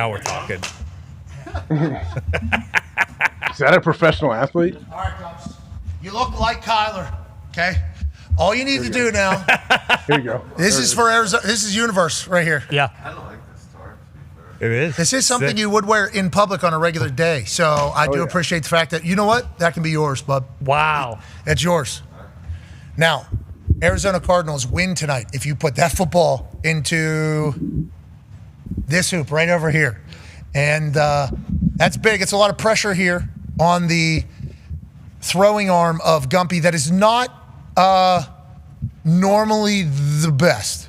Grew up playing soccer. Grew up a soccer player. Ran some sprints this morning, actually. Could be a little bit tired. True. Could be a little bit winded, but he knows the fate of the game tonight is literally Sick in handoff. his hand. Good. That's a great play action. Statue of Liberty. Yep. Oh, left hand, too. You can Okay. do both hands. Yeah, I like left hand, left leg, too, there. That's very athletic. Pitch is a good play. Yep. AJ, anything to say to Oh, Gumpy here I before like he that. hucks one out here? Can someone give him? Can we get someone to give him a shotgun snap? They don't have to take it under center, but a shotgun he can move around a little bit. Absolutely. Like he's Kyler. Absolutely. Shotgun snap. There you go. Call it, Gump. He said call. Yep. Blue, 42. Yep. Okay. Blue. Get in. All right. That looks like I one of thought those for sure. kickoffs. I thought that was going in for sure. That looked like a squib. That looked good to me. He definitely got the laces. Said I'm done with Laughing on the way I'm not out. playing your fucking I'm game. done with that. And on that note, I'm picking the Seahawks. Okay. I was thinking about Okay. it. I want to let you know. If he would have put that in, I was going to pick the Cardinals. He looked so good in that uniform that they're Yes. going to wear tonight. I almost picked the Cardinals strictly because of It's a that. good uni. But I like the Seahawks. I do. And it's week 4. You know? Yes. Are the pants that color Never too? know. I think so. I think it's probably a. They got, AQ what's would the have rookie? looked really Tory good in that Horton? uniform. What's that, brother? Yeah, that's the Yeah, rookie The for Seahawks Seattle. rookie receiver, Tory Horton. That guy's legit too. He's he's emerging good. as a star. He had the 90-yard. Kick, Yeah, punt Cooper return. Cup too, man. Why do we keep forgetting about Cooper Cup? True. True. I did not remember Cooper Cup right there. Yeah, it's until been a you quiet just said his start. name. Good football team. He killed the Steelers. That's a Steelers fan in the back saying they're a good football team. Let's never forget it. Catching the ball at your own 5, obviously an aggressive decision unless you're going to crib that thing. Wow, he's very. Oh shit! Yeah, he caught a touchdown in this game too. Punter just got absolutely fucking killed. Can you go back a little bit there? Hold on. Nice block. What a good block. I did not know that punter got fucking murdered like that. Way to put the body on a. Yeah. Oh no! And then The arm straight up. oh no! Hey, Paul. Boom. Did he see him or did he wasn't trying to take on the block? I feel like. I don't know if he didn't see it. Okay, Foxy. Jeez, Bruce. Whoever's doing this right now, let's take it easy. The guy already lived it 10 times Sorry. in his own brain. His brain was probably bouncing back and forth. I hope you're happy. Yeah, though. true. Yeah, I guess he didn't see the guy, or maybe he thought he was going to get around him. I don't know. We need to stay out of that area, though, brother. That's one of those areas we need not be in. That's where Kevin Huber was. You remember that? Oh yeah. Oh yeah. Oh yeah. You're either back or you're all the way in. You're either all the way in and they didn't block you, so you're past everything, or you are last line. You're at the back. If you're in anywhere in that other area, that's called the mixer. And you could be the one that's getting mixed, basically. That is where you need not be. I appreciate that he stuck his face in the fan, though. Yeah. In a mixer. Yeah. I give him credit. He did go into the mixer. He didn't come out of the mixer. That was the last time we saw that, man. Who was that? Who is the punter for the Saints? I'll look it up. Man, I don't know if we need to do But that. to Connor's point, That was a great punt. He fucking murdered that ball. Yeah. I like the way. is it Kai Kroger? Could I think be. it's Kai Kroger. Good player. New Orleans Saints current punter is Kai Kroger, who signed out of South Carolina. Oh, yeah, I remember him. He's a good punter. He's willing to go in there. I give him credit for honestly putting his head in there. Agreed. And that punt, if that's not caught, probably goes out of bounds at like the 4. I mean, that's a great punt. He hit a absolute bomb in the corner, and then all of a sudden, I'm going to ruin your life, is what he said. Yeah. That's what the returner said. That was fun. You did a good job. Let's make sure you remember this as a terrible experiment. All right, football kicks off tonight. Ryder Cup begins tomorrow. Life is amazing. We had a chance to catch up with Stanford Steve about what's about to happen on Saturday. Great lineup of college football. It's another football convo, college football convo with Stanford Steve. AJ, have you downloaded this show? Oh yeah, I saw last week. That was week 1, wasn't it? No, that was week 2. That was week 2 last week. Wake I've up, seen, boy. I've seen both of them. It has its own podcast thing. It does. You can download this. RSS feed, right? Yeah, bingo. Started one from 0 there. Could have just snuck it in under ours, doing the entire thing. Didn't want to do that. Wanted to show respect to college football, have its own entity. I think it has its own socials already. We're starting up there. So, you know, good luck to that college football show. But it's great catching up with Stanford Steve every week. Awesome. He wore that bandana thing, the Mateer. the first. Oh yeah. Yeah. You and I thought of it at the same time. Thanks, Steve. That was 2 weeks ago. He played a game in between. Maybe it was late. They won the game day after Steve won it. You're right. Wore it. That's a good point. Okay. But maybe he was just like on a wagon and it got there late. Because Oklahoma's of way out there. Sooners, and that's what they ride in. Yeah, He did tweet today, though, that surgery went well. Boomer Sooner said Nice. Dr. Chin's the best or something like Shin. that. Yeah. Jesus. I knew it was along those lines. Shin. Yeah. Dr. Shin. Could have been Dr. Chin. He is Doug Goat. Yeah. When's he back? So they got a couple weeks here before Texas, and I don't know what the expected return time is, but it felt like the way everybody was talking is he's going to be back for important football. Yeah, football. Red River. They were is what hoping, it seemed like. hoping that. But they said hopefully by the end of October. That's Yeah, it's tough. But I'll tell you what. I was going to say, yeah. He's coming back early. I think so. If we know anything about material. What if he plays lefty? He could. Run the ball 80 times. Why not? He's built like a horse. Drop back lefty and just play a whole game as a drop back lefty. Matt Zenitz, M. Zenitz, who I do not know, but he says, I appreciate his intel and his family. Lovely. The current hope is that Oklahoma star quarterback John Mateer will be back before the end of October, says CBS Sports. Michael Hawkins will take over from Mateer, whom ESPN had previously reported was expected to miss about a month. Number 7 OU has a bye this week, then plays Kent State, Texas, South Carolina, and Ole Miss. Okay, before the end of October. So who knows if he's back for Red River? That's the 11th. That's what I'm betting on. You think? Because Mateer? It's a tough son of a bitch. It's the 25th, 2 weeks. I think he'll. And Dr. Shin is the GOAT. The GOAT. We all know that. All right, so is Stanford Steve. That's what we're learning. He brings it every week. He does. He does. We get a whole Tuesday night, whole thing. This is what it's about to be. And that's very kind of him to do that. We are very appreciative of him to do that. And also, this college football slate, AJ, how's Ohio State going to be? How's Ohio State going to be? We got a tough test. We got a big test at Washington. It is a legit test. They're a good squad, and that's a tough place to play. Matt Rhule said it. I think Tone told me yesterday, 33 game. 33 is Georgia, 22 is Washington. Okay, 22 straight home wins for Washington, 33 for Georgia down there as Alabama comes in. Wild. Yeah, we dive into all of that. And have enough people said to Ohio State, like, hey, tough place to play. Like, don't sleep on Washington. 8.5-point spread as of the other day. I don't know where it's at right now. I think it's down actually to 7-ish. Can you pop that tweet back up about home win streaks?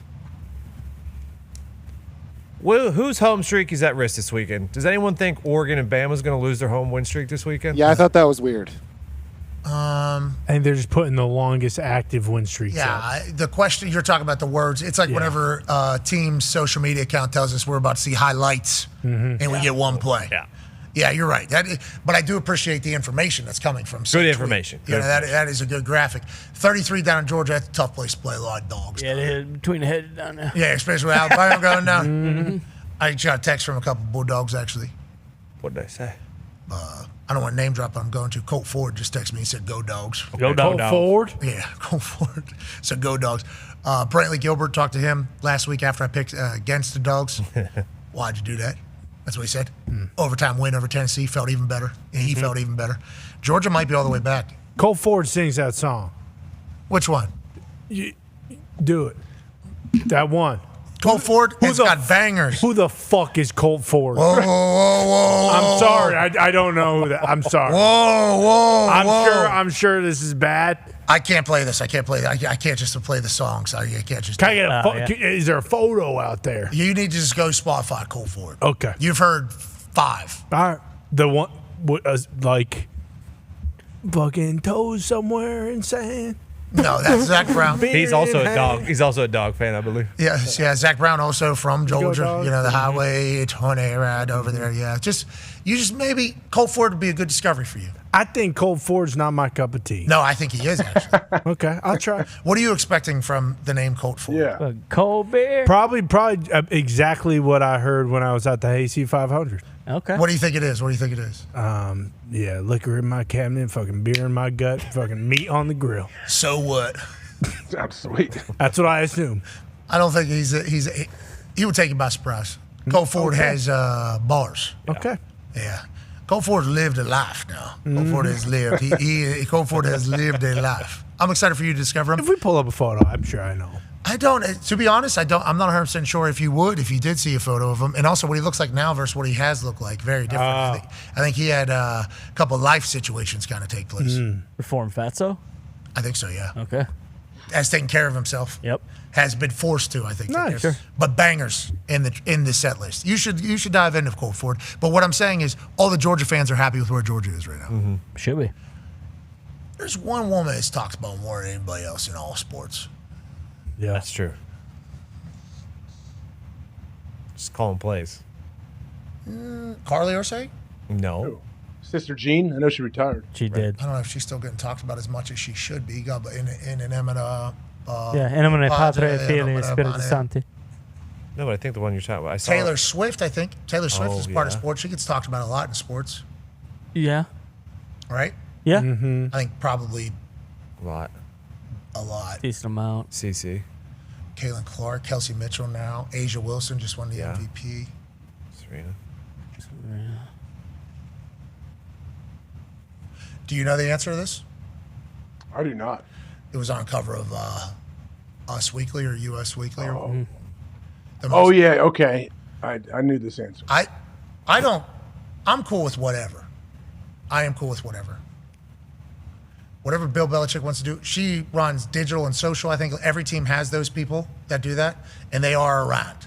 Okay, so if they are always around. So if that is who is running that, I know a lot of people who don't love it, especially her being on the sideline and all the drama and attention, especially with how the team's playing. But like social people are around nowadays more so than ever before. So if she is the designated social person for team, and Bill decided that, or whoever decided that, they should be around. I think regardless. Saying you're the most talked about woman in sports is a wild. That's a wild thing. I think that is a wild. That is an absurd thing to put out there. But also, feels like they're working at all times. Oh yeah, aren't they? They're always working. It feels always like. got something cooked up. What do you think that? Obviously not expected out of Bill. Do you think Bill likes it though at this point that they're always working and angry? I don't know. All I know is I got his name tattooed on my arm, and. If this continues down the same path, I'm just going to have to cut my arm off. No! Yeah. So. No! We'll see what happens. What if they win football games, though? No, and maybe they do. It sucks because I grew up in Belichick. Has always been Bill Belichick. Whatever the fuck's going on down there sucks. I think him going to college was a huge mistake, and I think everyone's realizing it now. And I love Bill. He damn near fucked the last 20 years of his life up by going to college. No. But that's fine. No, That's his decision. There are people saying that this is a Jason Witten in the booth type situation where people forgot how good Jason Witten was at football when he went into that booth because he was heard by every football fan in America every single week, and it wasn't the most comfortable place, I think, for him or the best setup. So people forgot how good of a football player he was. He had to go play football again and remind everybody, hey, the reason why that happened is because how good of a football player I am, how good of a teammate I am, how good of all those things. I think they came back to being positive, but it got really negative there for a while for Jason Witten's brand as a whole. Right now, Bill Belichick's brand is very low. I mean, yeah, and Jason Witten got back. He did. I don't think Bill's getting back anymore. Good run. Maybe they win ACC down there. I hope. Who gives a fuck? He was winning Super Bowls. The ACC, that's tough league. Dabo Sweeney's talking about it. 8 out of the last 10 years we were in the league. Dabo's getting fired. I mean, who gives a fuck? Yeah, so maybe Bill goes down to Clemson. You know, maybe. There you go. Maybe Bill needs a different call. He runs down the hill. He runs down the hill just like Dabo. Yeah. I'm telling you, I don't love it. I don't love the way everybody responds to everything that Bill does. You know, but everything Bill does now, we all go, that ain't what. Wild. The whole thing is wild. But he's having a different era. Hey, there's different eras of this entire thing. Most talked about woman in sports. I guess we're talking So about she said that? Yeah, we did. She said that? Yeah, we kind of leaned in. We're part of the problem. I mean, I think most people would say they'd hear that from her and they'd say she would say that. And on that note, we hope everybody's happy. Yeah, we do. Mm-hmm. And after Bill's retired from coaching, after winning an ACC championship Bingo. here in a couple of years, we assume, or if he gets back into the NFL, whatever happens, which I don't know if that's going to happen at this case, because I think owners are pretty big, like higher on brand type people, I think. I don't know if anybody's going to sign up for all of it at this point, especially if they're not having success in North Carolina. But we got to remember, whenever he's done coaching football, which whenever it is, we will still remember the greatness, right? Yeah. Right? No matter what? Banners last forever. Right, AJ? Bingo. Yeah, I think some old people will for sure. What about, are we old? You know, younger, yeah, I'm old, so I know. I remember when the Patriots had their dynasty, but, like, young kids have no clue. And by young kids, I mean 28-year-olds. Yeah, but 100 years from now, when they tell the story of the NFL, guess whose name is going to be there for 20 years? Bill Belichick. So he will never die, but as people who were fans of him throughout this whole thing, people who were fans of him when he was the head coach of the Patriots, I think for a lot of people after that, it will be hard to separate the two, no doubt. He is living his life, right? Mm-hmm. So we should be happy for him. This won't survive 100 years. The 6 Super Bowls he won will. Let's remember that. I think it might. AJ, don't be. What are you doing? He was on Last our impressions publicly. You know, like I think it might. AJ, it didn't even last 25 years for Ray Lewis, brother. What? I think you know what. No, but I'm saying that's I mean, we can go. I think a lot of the worst stuff in people's careers gets forgotten. I think, which it should because of what they unless give. it's the end, which is I think what he's saying. He's saying our last impression is going to be. Unless he gets an NFL gig and wins the Super Bowl. Well, that's not going to happen. Whoa, we don't know that. It could. I mean, do we know if Tom Landry dated some 25-year-old when he was done with coaching? I don't know if we do because we don't remember that stuff. But he could have. But old guys. Yeah. Bill Belichick. He's living a vastly different life than any of us could have expected. I think. Yeah, he's losing. Hey, as long as he's all in and he's happy. Valid. I don't think any of us could have expected him to lose down there in North Carolina. Chapel Hill is beautiful, though. God, Yes, it it is is. beautiful. So nice. That first drive, too, we were there. Nice golf course. Country club right there. Exactly. Paisan Lombardo's literally in a cave. Love you, Mike.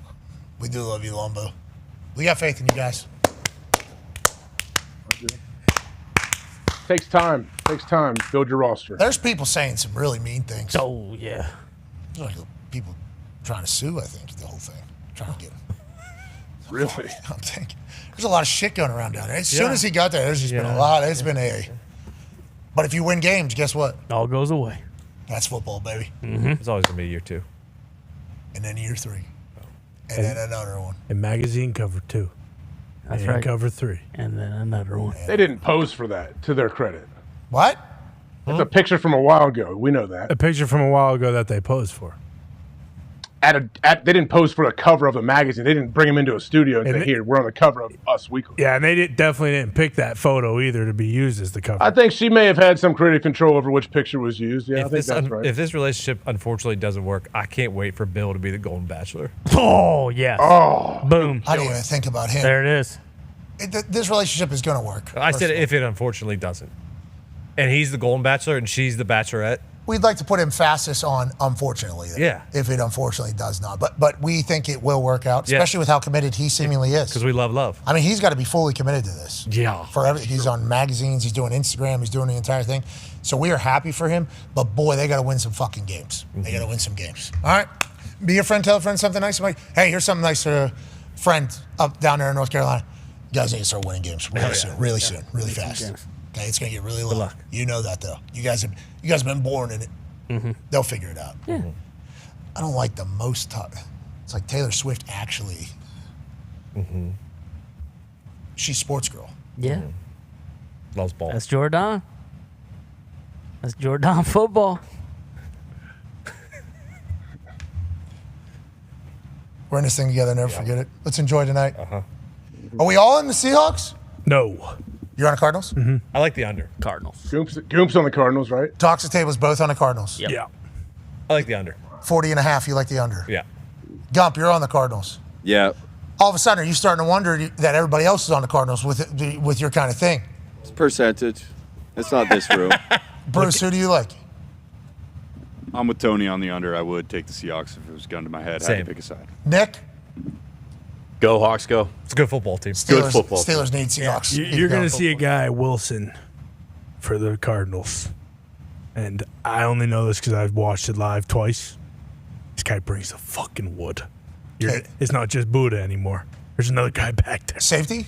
I believe I don't know if he's a safety, if he plays linebacker, if he's like Harold Perkins Jr., but he fucking flies around. I can't wait to watch him. Yeah, LaRon Landry wanted to be safety D-end. That's kind of what it reminds me. Okay, I like that. And it was possible at that time. All right, AJ, it feels like we're kind of on an island right now.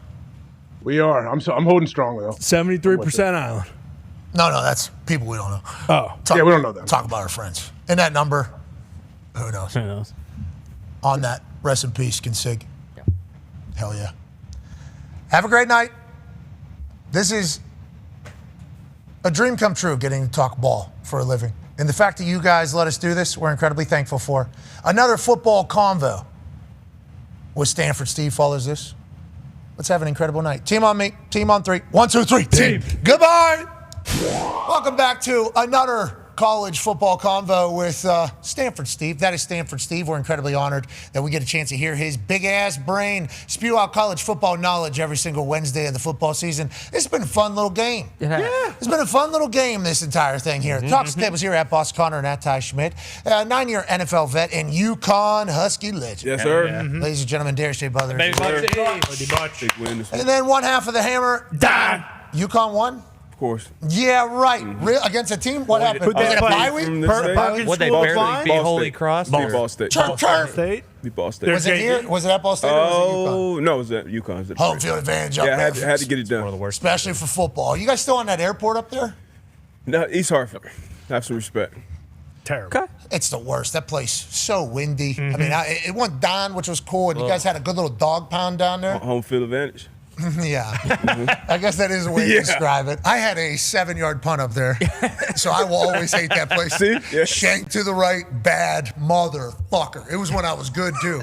It was like it was maybe the first miss long time. That son of a bitch went straight out of bounds. I didn't see you kick enough when we played you guys. Punt, you mean? Yeah. I was doing Yeah, you did a lot of extra points. Extra points, yeah. Could have kicked it 0 yards. You're still winning. I'm the all-time leading scorer there. Thank you to UConn. And those were one at a time. I got there the hard way. I got there the hard way. No, those are good days. Those are great days of UConn Husky football. Yeah, sure, it was. Donald Brown, Dan Orlovsky, Darius Butler. Cody Brown, Things Will were good. Beatty.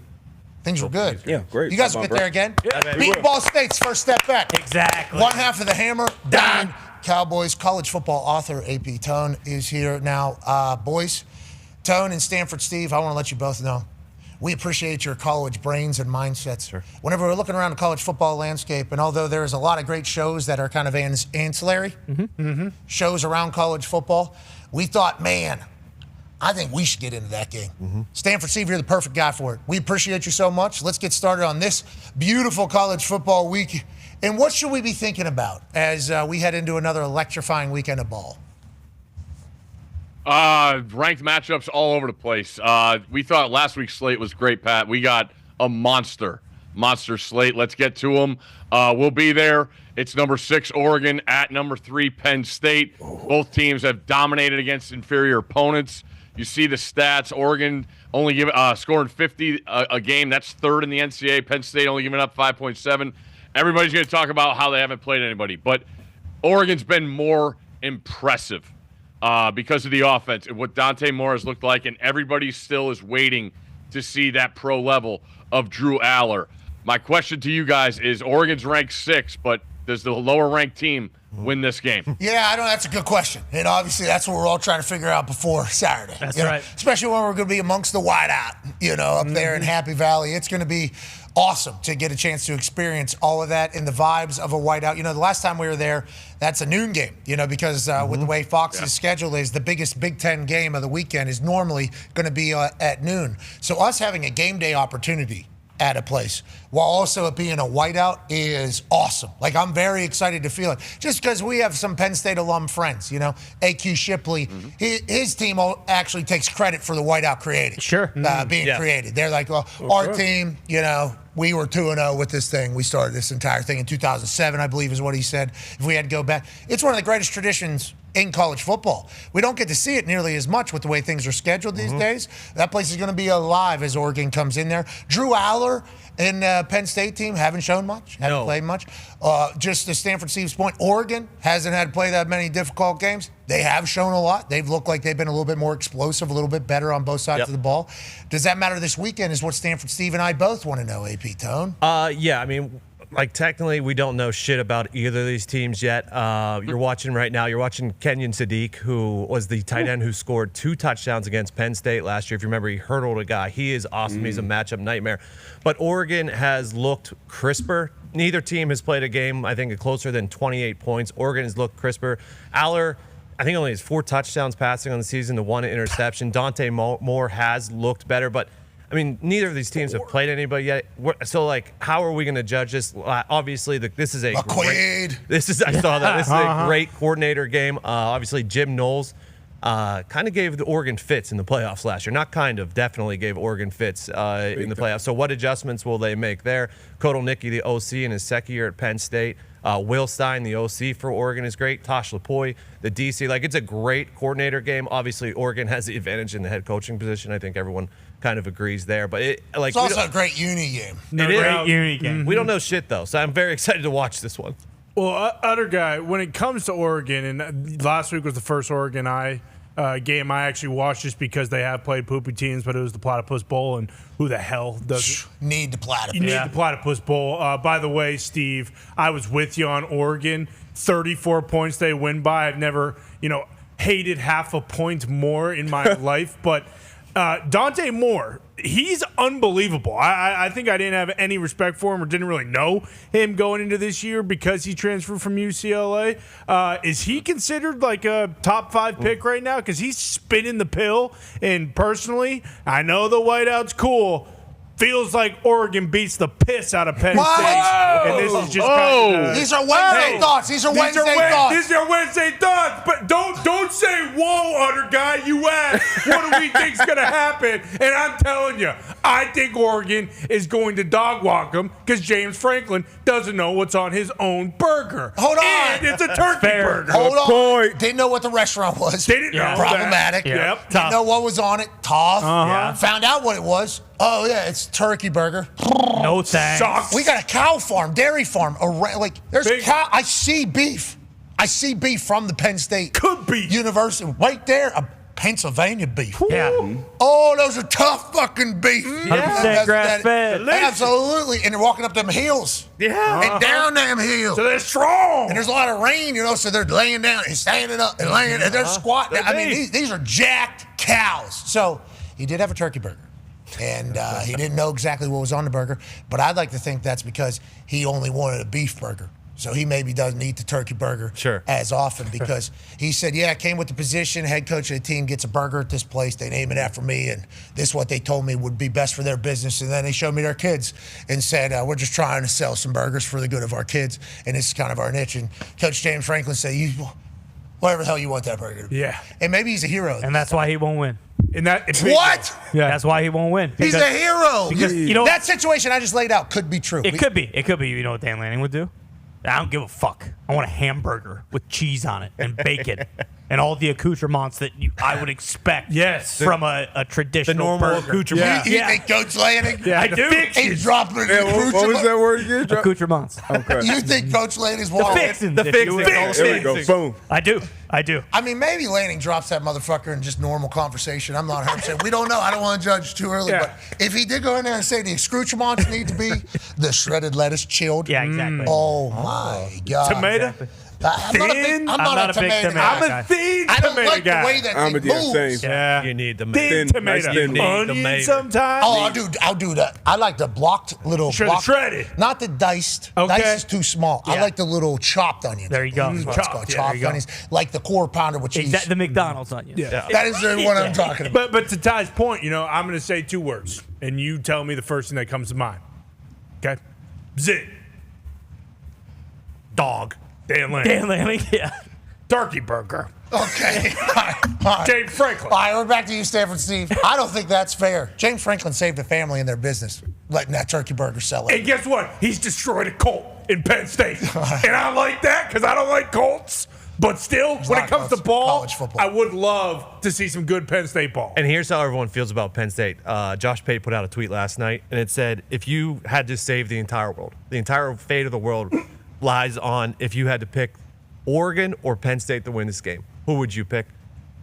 21,000 votes, 74% on Oregon. Okay, 26%. Close. Penn Staters follow Josh Pate. That's what I just realized because they're certainly that's all the reputation. This is a different Penn State, though, is it not? We've talked about this. Oregon, obviously, in the tier of cash and money and NIL and everything like that. Always have been, always will be. People hold that against them. It's like they're not the only team that's like that. There's certainly a team that is like that at this point. And Penn State is certainly in that thing as well. And I don't know if anybody outside of me has been banging that drum as loudly, but that's just because because I've met the people that are actually in charge of doing it, and they're like very proud of the fact, like, no, yeah, we can give money for anybody at any time for anything. And it's like, we are definitely going to be doing that for sports as well. So just watch our sports. We are very committed money-wise. So is this a different Penn State than it has been, I guess, would be the question that the 74% people don't believe in Josh Bates' poll. Well, I think you were talking about, Pat, how we've talked about them and how they follow the model of Michigan and Ohio State and bringing their core guys back and then piecing together. But we saw dominance from those teams early in the seasons the last 2 years from Michigan and Ohio State. We haven't seen that. We wanted to see an improvement from Drew Aller. His red zone numbers are not good. Threw a horrible interception against Villanova, and that's his pick on the season. He's not getting pressured. The offensive line looks fine, but it's where Aller – and I still think they didn't show everything. Everything they ran was deep. I thought a guy with his arm strength would be a better deep ball thrower. But it's the defense for me that Penn State's the difference. I think they got a bunch of crazed animals on that side. They're really deep in this NIL era where we don't see a lot of depth. The question for me is watching Reuben Bain Jr. from Miami on film the last 3 weeks and then seeing him in person last week. He's in his own tier. And then I got to hear about this Denai Dennis Sutton, 33 for Penn State. He hasn't shown it. The effort, the Olay of contact, that energy from the whiteout, that's going to help the defense. So I expect to see Penn State's defense play even better in this atmosphere, and that's the difference in the game for me with picking Penn State. A Dan Lanning defense, we assume, is always going to be great as well. Penn State defense going to be great, we always assume, especially in the modern era here. How about the offenses, though? D-Bud has a question for you, Steve. Yeah, I know Penn State has those stable running backs behind Drew Aller, but who has the better supporting cast around these two talented quarterbacks? I believe it's Penn State. DB. When you look at what the tight ends bring to the game for Penn State, how they use them, Kotelnicki's super creative. I get Warren was the guy last year, but they still have weapons. You got Hudson from SC at receiver. You got Pena from Syracuse, who's their fly sweep guy and runs a bunch of the short stuff. I believe Drew Aller has the assets. There's no more excuses. And on the other side, again, Dante has looked as good as anybody. Yeah, I'd put him in the top 5 quarterbacks of this year so far. He's been sensational, and he lost Evan Stewart, who was going to be their top receiver. They got a freshman in Moore. That's tremendous. Sadiq, you see here, is look at his legs. That dude is a monster. He's got a shin tat, right? Moore.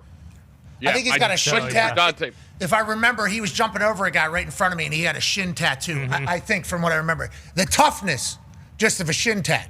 Yeah. Just so we can just make sure that it's on full display. Take it on the shin, literally. And literally, you have to. And he's jumping over a guy when I saw that, I think, at Penn State. Yeah, sorry. He was. Just watching the highlight back kind of took me back into the Big Ten championship game right in front of us. He was outrageous. Yeah. Okay, good. All right, they're using him good. I like that. I just wonder, for Ty, can you count Dante Moore's start at Northwestern as a true first road start? No. They were on the lake.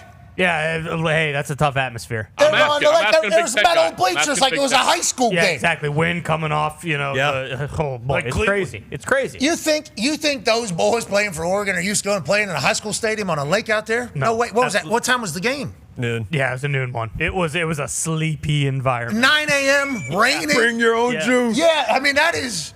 Yeah, I'm impressed but that thing comes out of that arm, that hand, pretty nice. Oh yeah, it does. Okay, we'll see. That's going to be a good one. All right, let's go to Iowa. Speaking of Ty, Indiana at Iowa. Indiana shut a lot of people up last week. A lot of people thought Bielma, this Illinois team, they're for real. Indiana was just a fugazi last year. There's no way that they're going to be able to run this back with Cignetti. And he says Fernando Mendoza is actually the leading candidate for a Heisman. Don't know if you know him.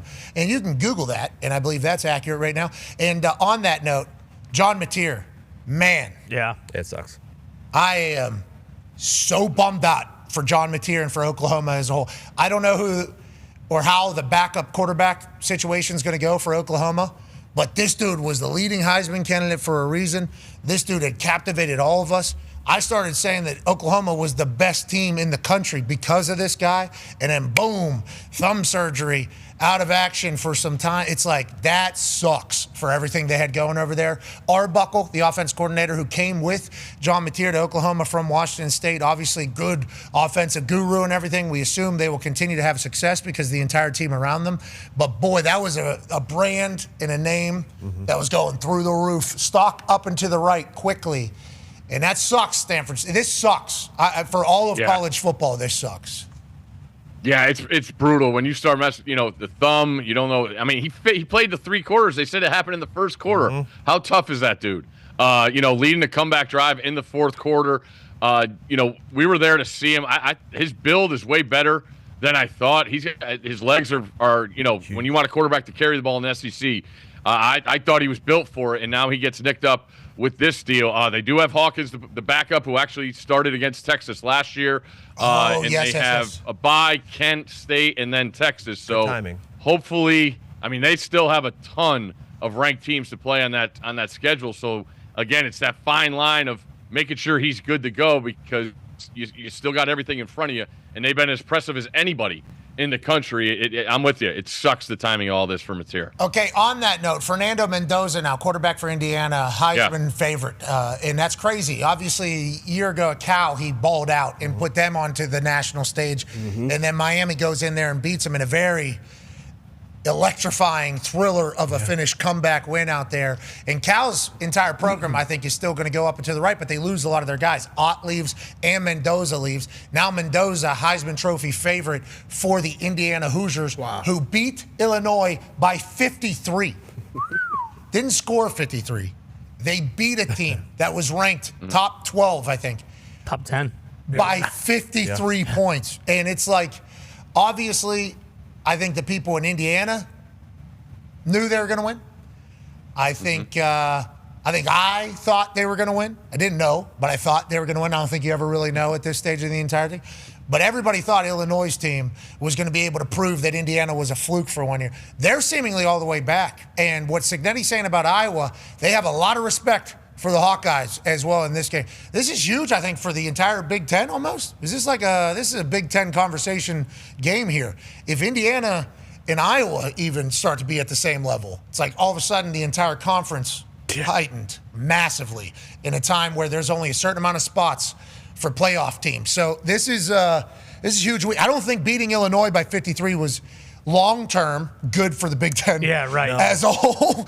But Indiana becoming a powerhouse, I think, is good for the Big Ten as a whole, for sure. Yeah, no, I'm just curious, Steve, do you think, Iowa had a pretty good win, last Friday in Piscataway. Listen, Iowa's never lost to Rutgers, and I believe I texted D-Butt. I said, listen, if Iowa gets beat by Rutgers, I'll never watch an Iowa game again, ever. And I know Rutgers isn't bad. It's just that's where I'm at, okay? As an Iowa fan, as a Big Ten guy, if you get fucking beat by Rutgers, I'm done.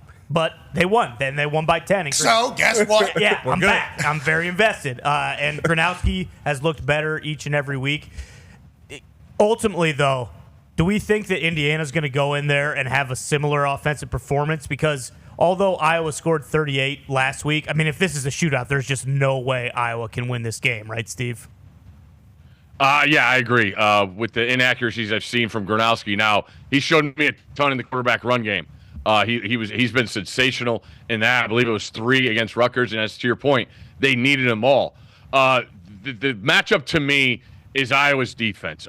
Phil Parker, as good as there is, if not maybe the best that calls the defense. And now you have this Indiana offense coming in with Mendoza, 2 incompletions last week. Ball hit the ground 2 times, 5 touchdowns. The run game is averaging over 300. Which is just insane. You mentioned Hemby, the transfer from Maryland. Black, the running back you see there scoring for Indiana. The issue I have for Indiana is when you look at the betting world, I feel like the world is going to be on Indiana. And as an Iowa fan, you got to love that because you trust your home field advantage. You have a capable offense. Capable offense in these circumstances has always done Iowa well. But again, the issue is Indiana. When you watch them, Altmaier had no chance, the quarterback for Illinois. It was pressure with 4 guys. It wasn't exotic blitzes. It wasn't bringing extra guys. It was 4 guys getting home time after time. So can Iowa's offense button it up? Got an extra day of prep after the Friday game in Piscataway. You never know how that goes. Sure. So I believe everyone will bet Indiana would take Indiana now that it's over 7.5. Kirk Ferentz will certainly say, hey, let's use this extra day to get better at offense. That's certainly, they'll definitely go back to Well, I mean, to Steve's point, it's just about getting the linemen rested because that's one thing. I'm not worried about Indiana, sacking Gronowski 10 times with Foreman. I mean, Iowa has one of the best offensive lines in the Big Ten. We'll just see. I mean, Steve, I'm big on, Mendoza's great. I think Iowa needs to hit him out of bounds late, early. Okay, helmet to helmet. I'm interested in the matchup, though. You said IU's averaging 300 yards from Cannot the emphasize ground. that enough. And the Hawkeyes were giving up like 60 on the ground. So, who that's strength on strength right there. Who do you lean to? I mean, the way Iowa plays team defense, I kind of like it. Indiana's offensive line is better than it was last year. I will say that. They're playing, better as a unit. But, here it is. Iowa's 60.8 they gave up on the ground. To Ty's point, I'm not a favor of the extracurriculars. What happens in between the lines happens. But you got to make Mendoza move. You can't let him sit back there and just pick you apart. As you see, he's as accurate as there is. So what does Iowa do with how creative they get? You saw them make adjustments on the fly as Rutgers going up and down the field. So Iowa's a dangerous team at home. That's four in a row they've won, but they haven't played since 21. So that's the old East-West Big Ten deal. So there's not familiarity with personnel or anything like that. So it makes it super interesting. Completely different IU football team. It's a completely different IU football team. IU, everything, basically down there with Signetti showing up. Is Mendoza about to be the number 1 overall pick? There's some stats coming out about this IU offense. Go ahead, Tone. Yeah, IU has outscored their opponents since the start of last season by 520 points, which is the most in college football. And, Francisco Mendoza is going to be great, and I love Iowa. I don't know if it's the same Iowa defense that we're used to, so I wouldn't be surprised if there's another Mendoza playing in the fourth quarter, and that's Alberto Mendoza, who is Francisco's brother, for his little brother. Might see him in the fourth quarter in this one. Okay, I like that. Okay, so we got a couple Mendozas playing in the game this weekend. Iowa is such a cool place. I do respect and appreciate that wave. It feels like everybody genuinely loves it. Yeah. How could you not? Even the hospital side, Oh, yeah. obviously that side loves it. But every fan, every player, I think, every single time, that's a nice little perspective putter in the middle of the fucking game. Mm-hmm. Like, I really appreciate that. The train that rolls in there. Oh, yeah, the Hawkeye Express. Right, I got a chance to experience that. Yeah, you did. I had a good time on the Hawkeye Express. It's awesome. Boy, we were boozed up on that Hawkeye Express. Oh, yeah. Right when we got to our hotel, they served us free beer right from the hotel people. Oh, yeah, as soon as we walked in. I will never forget that. There's a little baby keg just sitting on the counter of the hotel. Yes. You want a beer? Hawkeye country, baby. Sure, it's fucking 4 o'clock. Why would? Yeah, absolutely. Yeah. Fuck, shit, huge game. We'll do that. It was awesome. It was. It was a magic. No service and no sound. No, and the Oh, yeah. Of course not. Ty, what's the place with all the bars all in an alley? The It was Penn pretty Mall. cool. Yes, that was awesome as well. Yeah, and there was, obviously gas station pizza. Convenience store, general store pizza. Okay, Casey's is not. It's more than just a gas station. It's called Casey's General Store. So let's not. I know. Let's not besmirch it like that. Yeah. Sorry. Listen, we respect good general store. We grew up right next to Ford's, brother. Yeah, Ford's is the greatest general store Exactly. of all time. So you guys know. I used to go up there and get my little jerky chew. Jerky chew, yeah, absolutely. It's right Great across the place. street from Ellie's. Get your ice cream. I mean, we had a good setup there. Yeah, it was very close to Diggs' house. If I would have lived that close, I don't know how I would have survived. I had to get up 2 mountains to get to this thing. And I'll tell you what, it was worth the ride. Yeah. Every single time. Anyways, I love that Indiana is a team. Yeah. I really do. I appreciate the fact that they are back, and Signetti's going to win. And Signetti being a figure He's the best. in college football is good. I like that. Okay, let's go to the next one down the SEC. Alabama and Georgia. Obviously, huge SEC rivalry and battle. Kalen DeBoer trying to do his thing down there in Alabama, post the GOAT. What are your thoughts on this game as Georgia's favored by 3.5 down there? Yeah, I wonder about the coaching matchup, Pat. When you look at it, DeBoer's teams have not been as good on the road, and that's the first thing that sticks out when you talk about the change of eras in Tuscaloosa, and then you see the dominance. A lot of those Coach Saban had to do with winning 8 of the last 9, but that one was a national championship after the 21 season. Both secondaries, I think, will play a key part in this game. We saw Georgia guys in coverage falling down, Tennessee receivers making plays. The last time we saw Georgia, their defensive line doesn't have 1 sack this year. What? And when I think about that, yeah, their defensive line doesn't have 1 sack. So it's a different. I just watched Jalen Carter and Jordan Davis wreck a game, both on special teams and both Georgia Bulldogs. Okay, then who else is out there on the edge? Nolan Smith. So what's going? Georgia forgot how to do it. What is that? Trayvon Walker, the 2 guys that got drafted this year, their sacks have been down the last few years, and it's crazy to think, how does that happen? Huh. Everybody, I guess, plays for the Eagles now.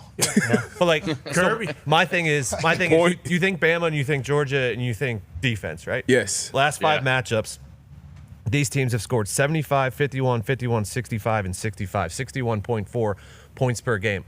I think this game is going to be very similar. It's going to look just like Georgia and Tennessee. I think it could be a 44-41 game and the team with the last possession. Because even though they have all these great defensive players, both of these defenses the last couple of years have big question marks, and they give up a ton of points. Last time they played, obviously, was the Ryan Williams spin catch game, which was unbelievable. I think it's going to be a high-scoring affair, and whoever has the ball last might win this one. Hey, Gunner, with that was 4th down right there. That was 4th down, fourth quarter. What a throw. What an absolute – I mean – that was game winner. That's over. Heupel and his boys, we beat Georgia in front of 102,000 people. Great weekend. We just launched some new suites in one half of this stadium, going to bring in billions of dollars. I think got recruits. Because we have so many recruits. But instead, Gutter drops that thing on him, and it's like, nope, I don't think so. And then obviously the penalty before the kick, and then it's just like that turned that in a moment. And maybe Gunner had his moment. Maybe that was the one for him. Let's stay down in the SEC. Obviously, a lot of internet chitter-chatter about this particular game because of relationships. We will stay away from that, of course. But it certainly is something to think about whenever you're deciding what you want to do. We actually will be chit-chatting with Lane Kiffin on today's program. Nice. Cannot wait to do that. He has his documentary coming out this evening, I do believe. And this is huge for a lot of reasons. Who's real? Ole Miss last year, close to making it. Should have made it in their eyes. Obviously, good conversation. Jackson Dart about to get a start. Congrats to him as well. And then LSU, Brian Kelly. Is this the squad? Is this the year? Is this the time? Yeah. He's taking a couple big shots. Is he going to survive?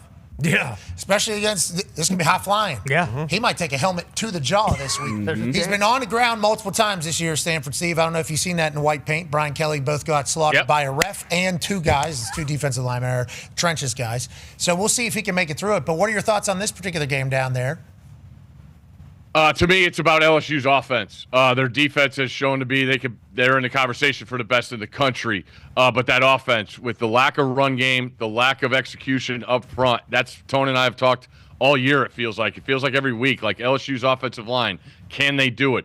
Ole Miss lost a ton off a defensive line that I believe was ranked 2nd in rush yards given up last year.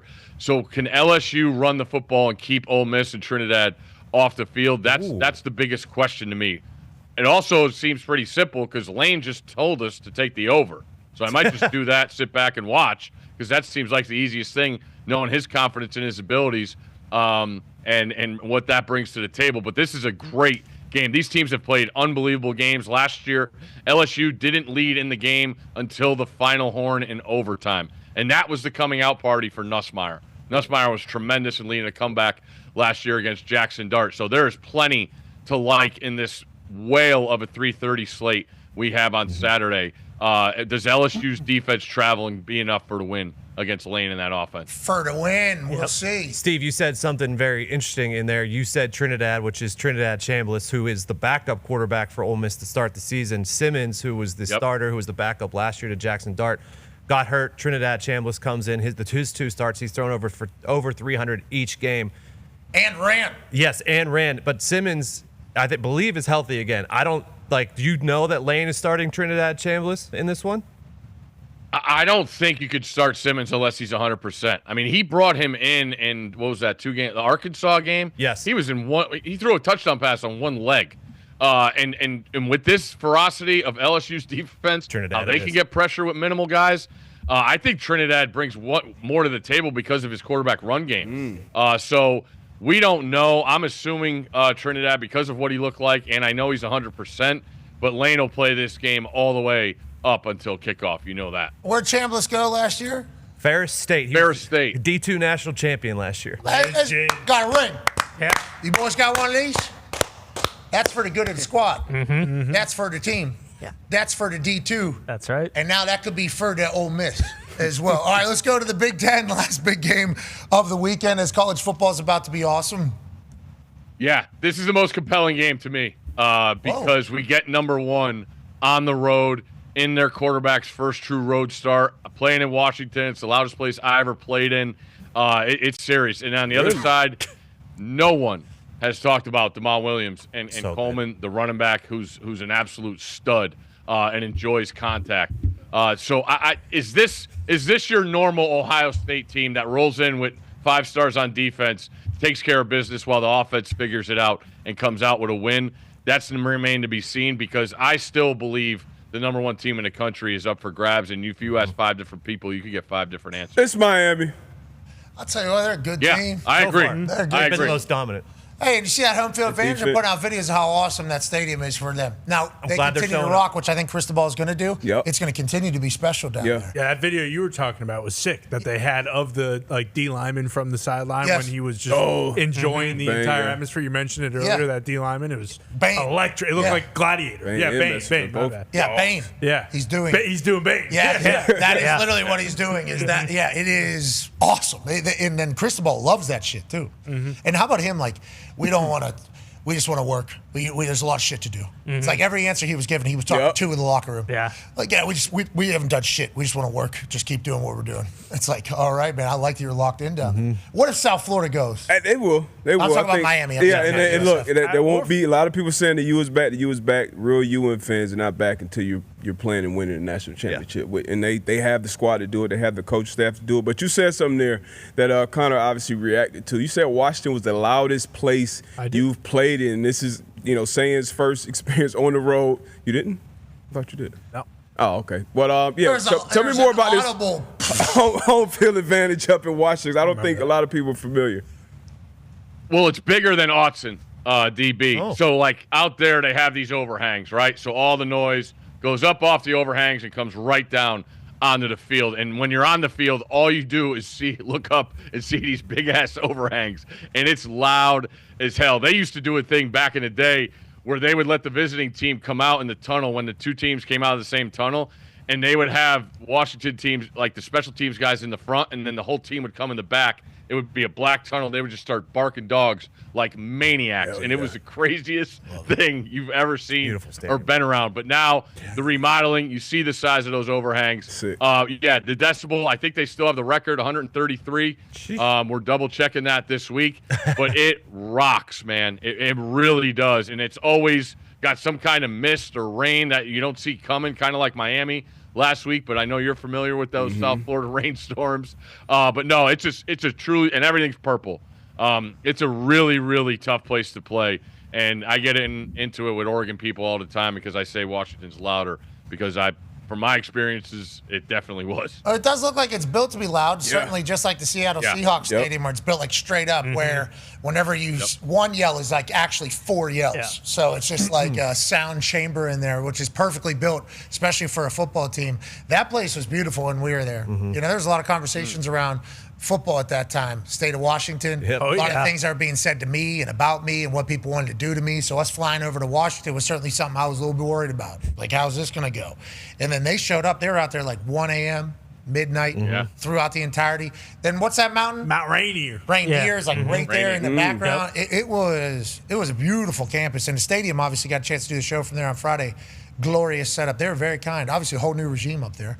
And now they got to see if they can take on number one in a Big Ten battle. I think this is, like Steve said, Damon Williams, he's awesome. Like, he can throw for 300. He could rush for 100. He's a great dual threat. He talked about Coleman, who's a really good running back. And then Denzel Boston is probably a first-round wide receiver.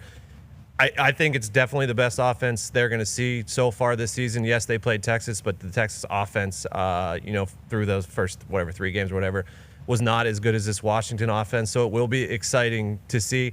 Jed Fish, in year 2, I think it was at Arizona, had the big turnaround. Michigan went to Washington last year. Now, Michigan wasn't great last year, but Washington in their first season for that turnaround wasn't great either, and they beat them 27-17. It's a tough place to play. It is a very intriguing game to see how Ohio State does on the road this weekend. All right, let's get the hell out of here and enjoy this middle of the week, Yeah. On a Wednesday, what you get to do is you get to look back and say, that was a great weekend of ball. And then you also get to look forward and say, holy shit, look at the slate. Some weeks are going to be a bummer, and you're going to have to get yourself worked up over one or two games. Some weekends, like this one, they got it in spades for you. All over the place. No matter where you look, you're going to see great ball. And Stanford Steve, we appreciate you giving us great talk about ball. You're the man for this. I'll see you in Happy Valley, brother. Sounds good. Just remember, Ohio State still has the best player in the sport, number 4. Okay. Nice reminder. And that's another college football combo with Stanford Steve. Thank you.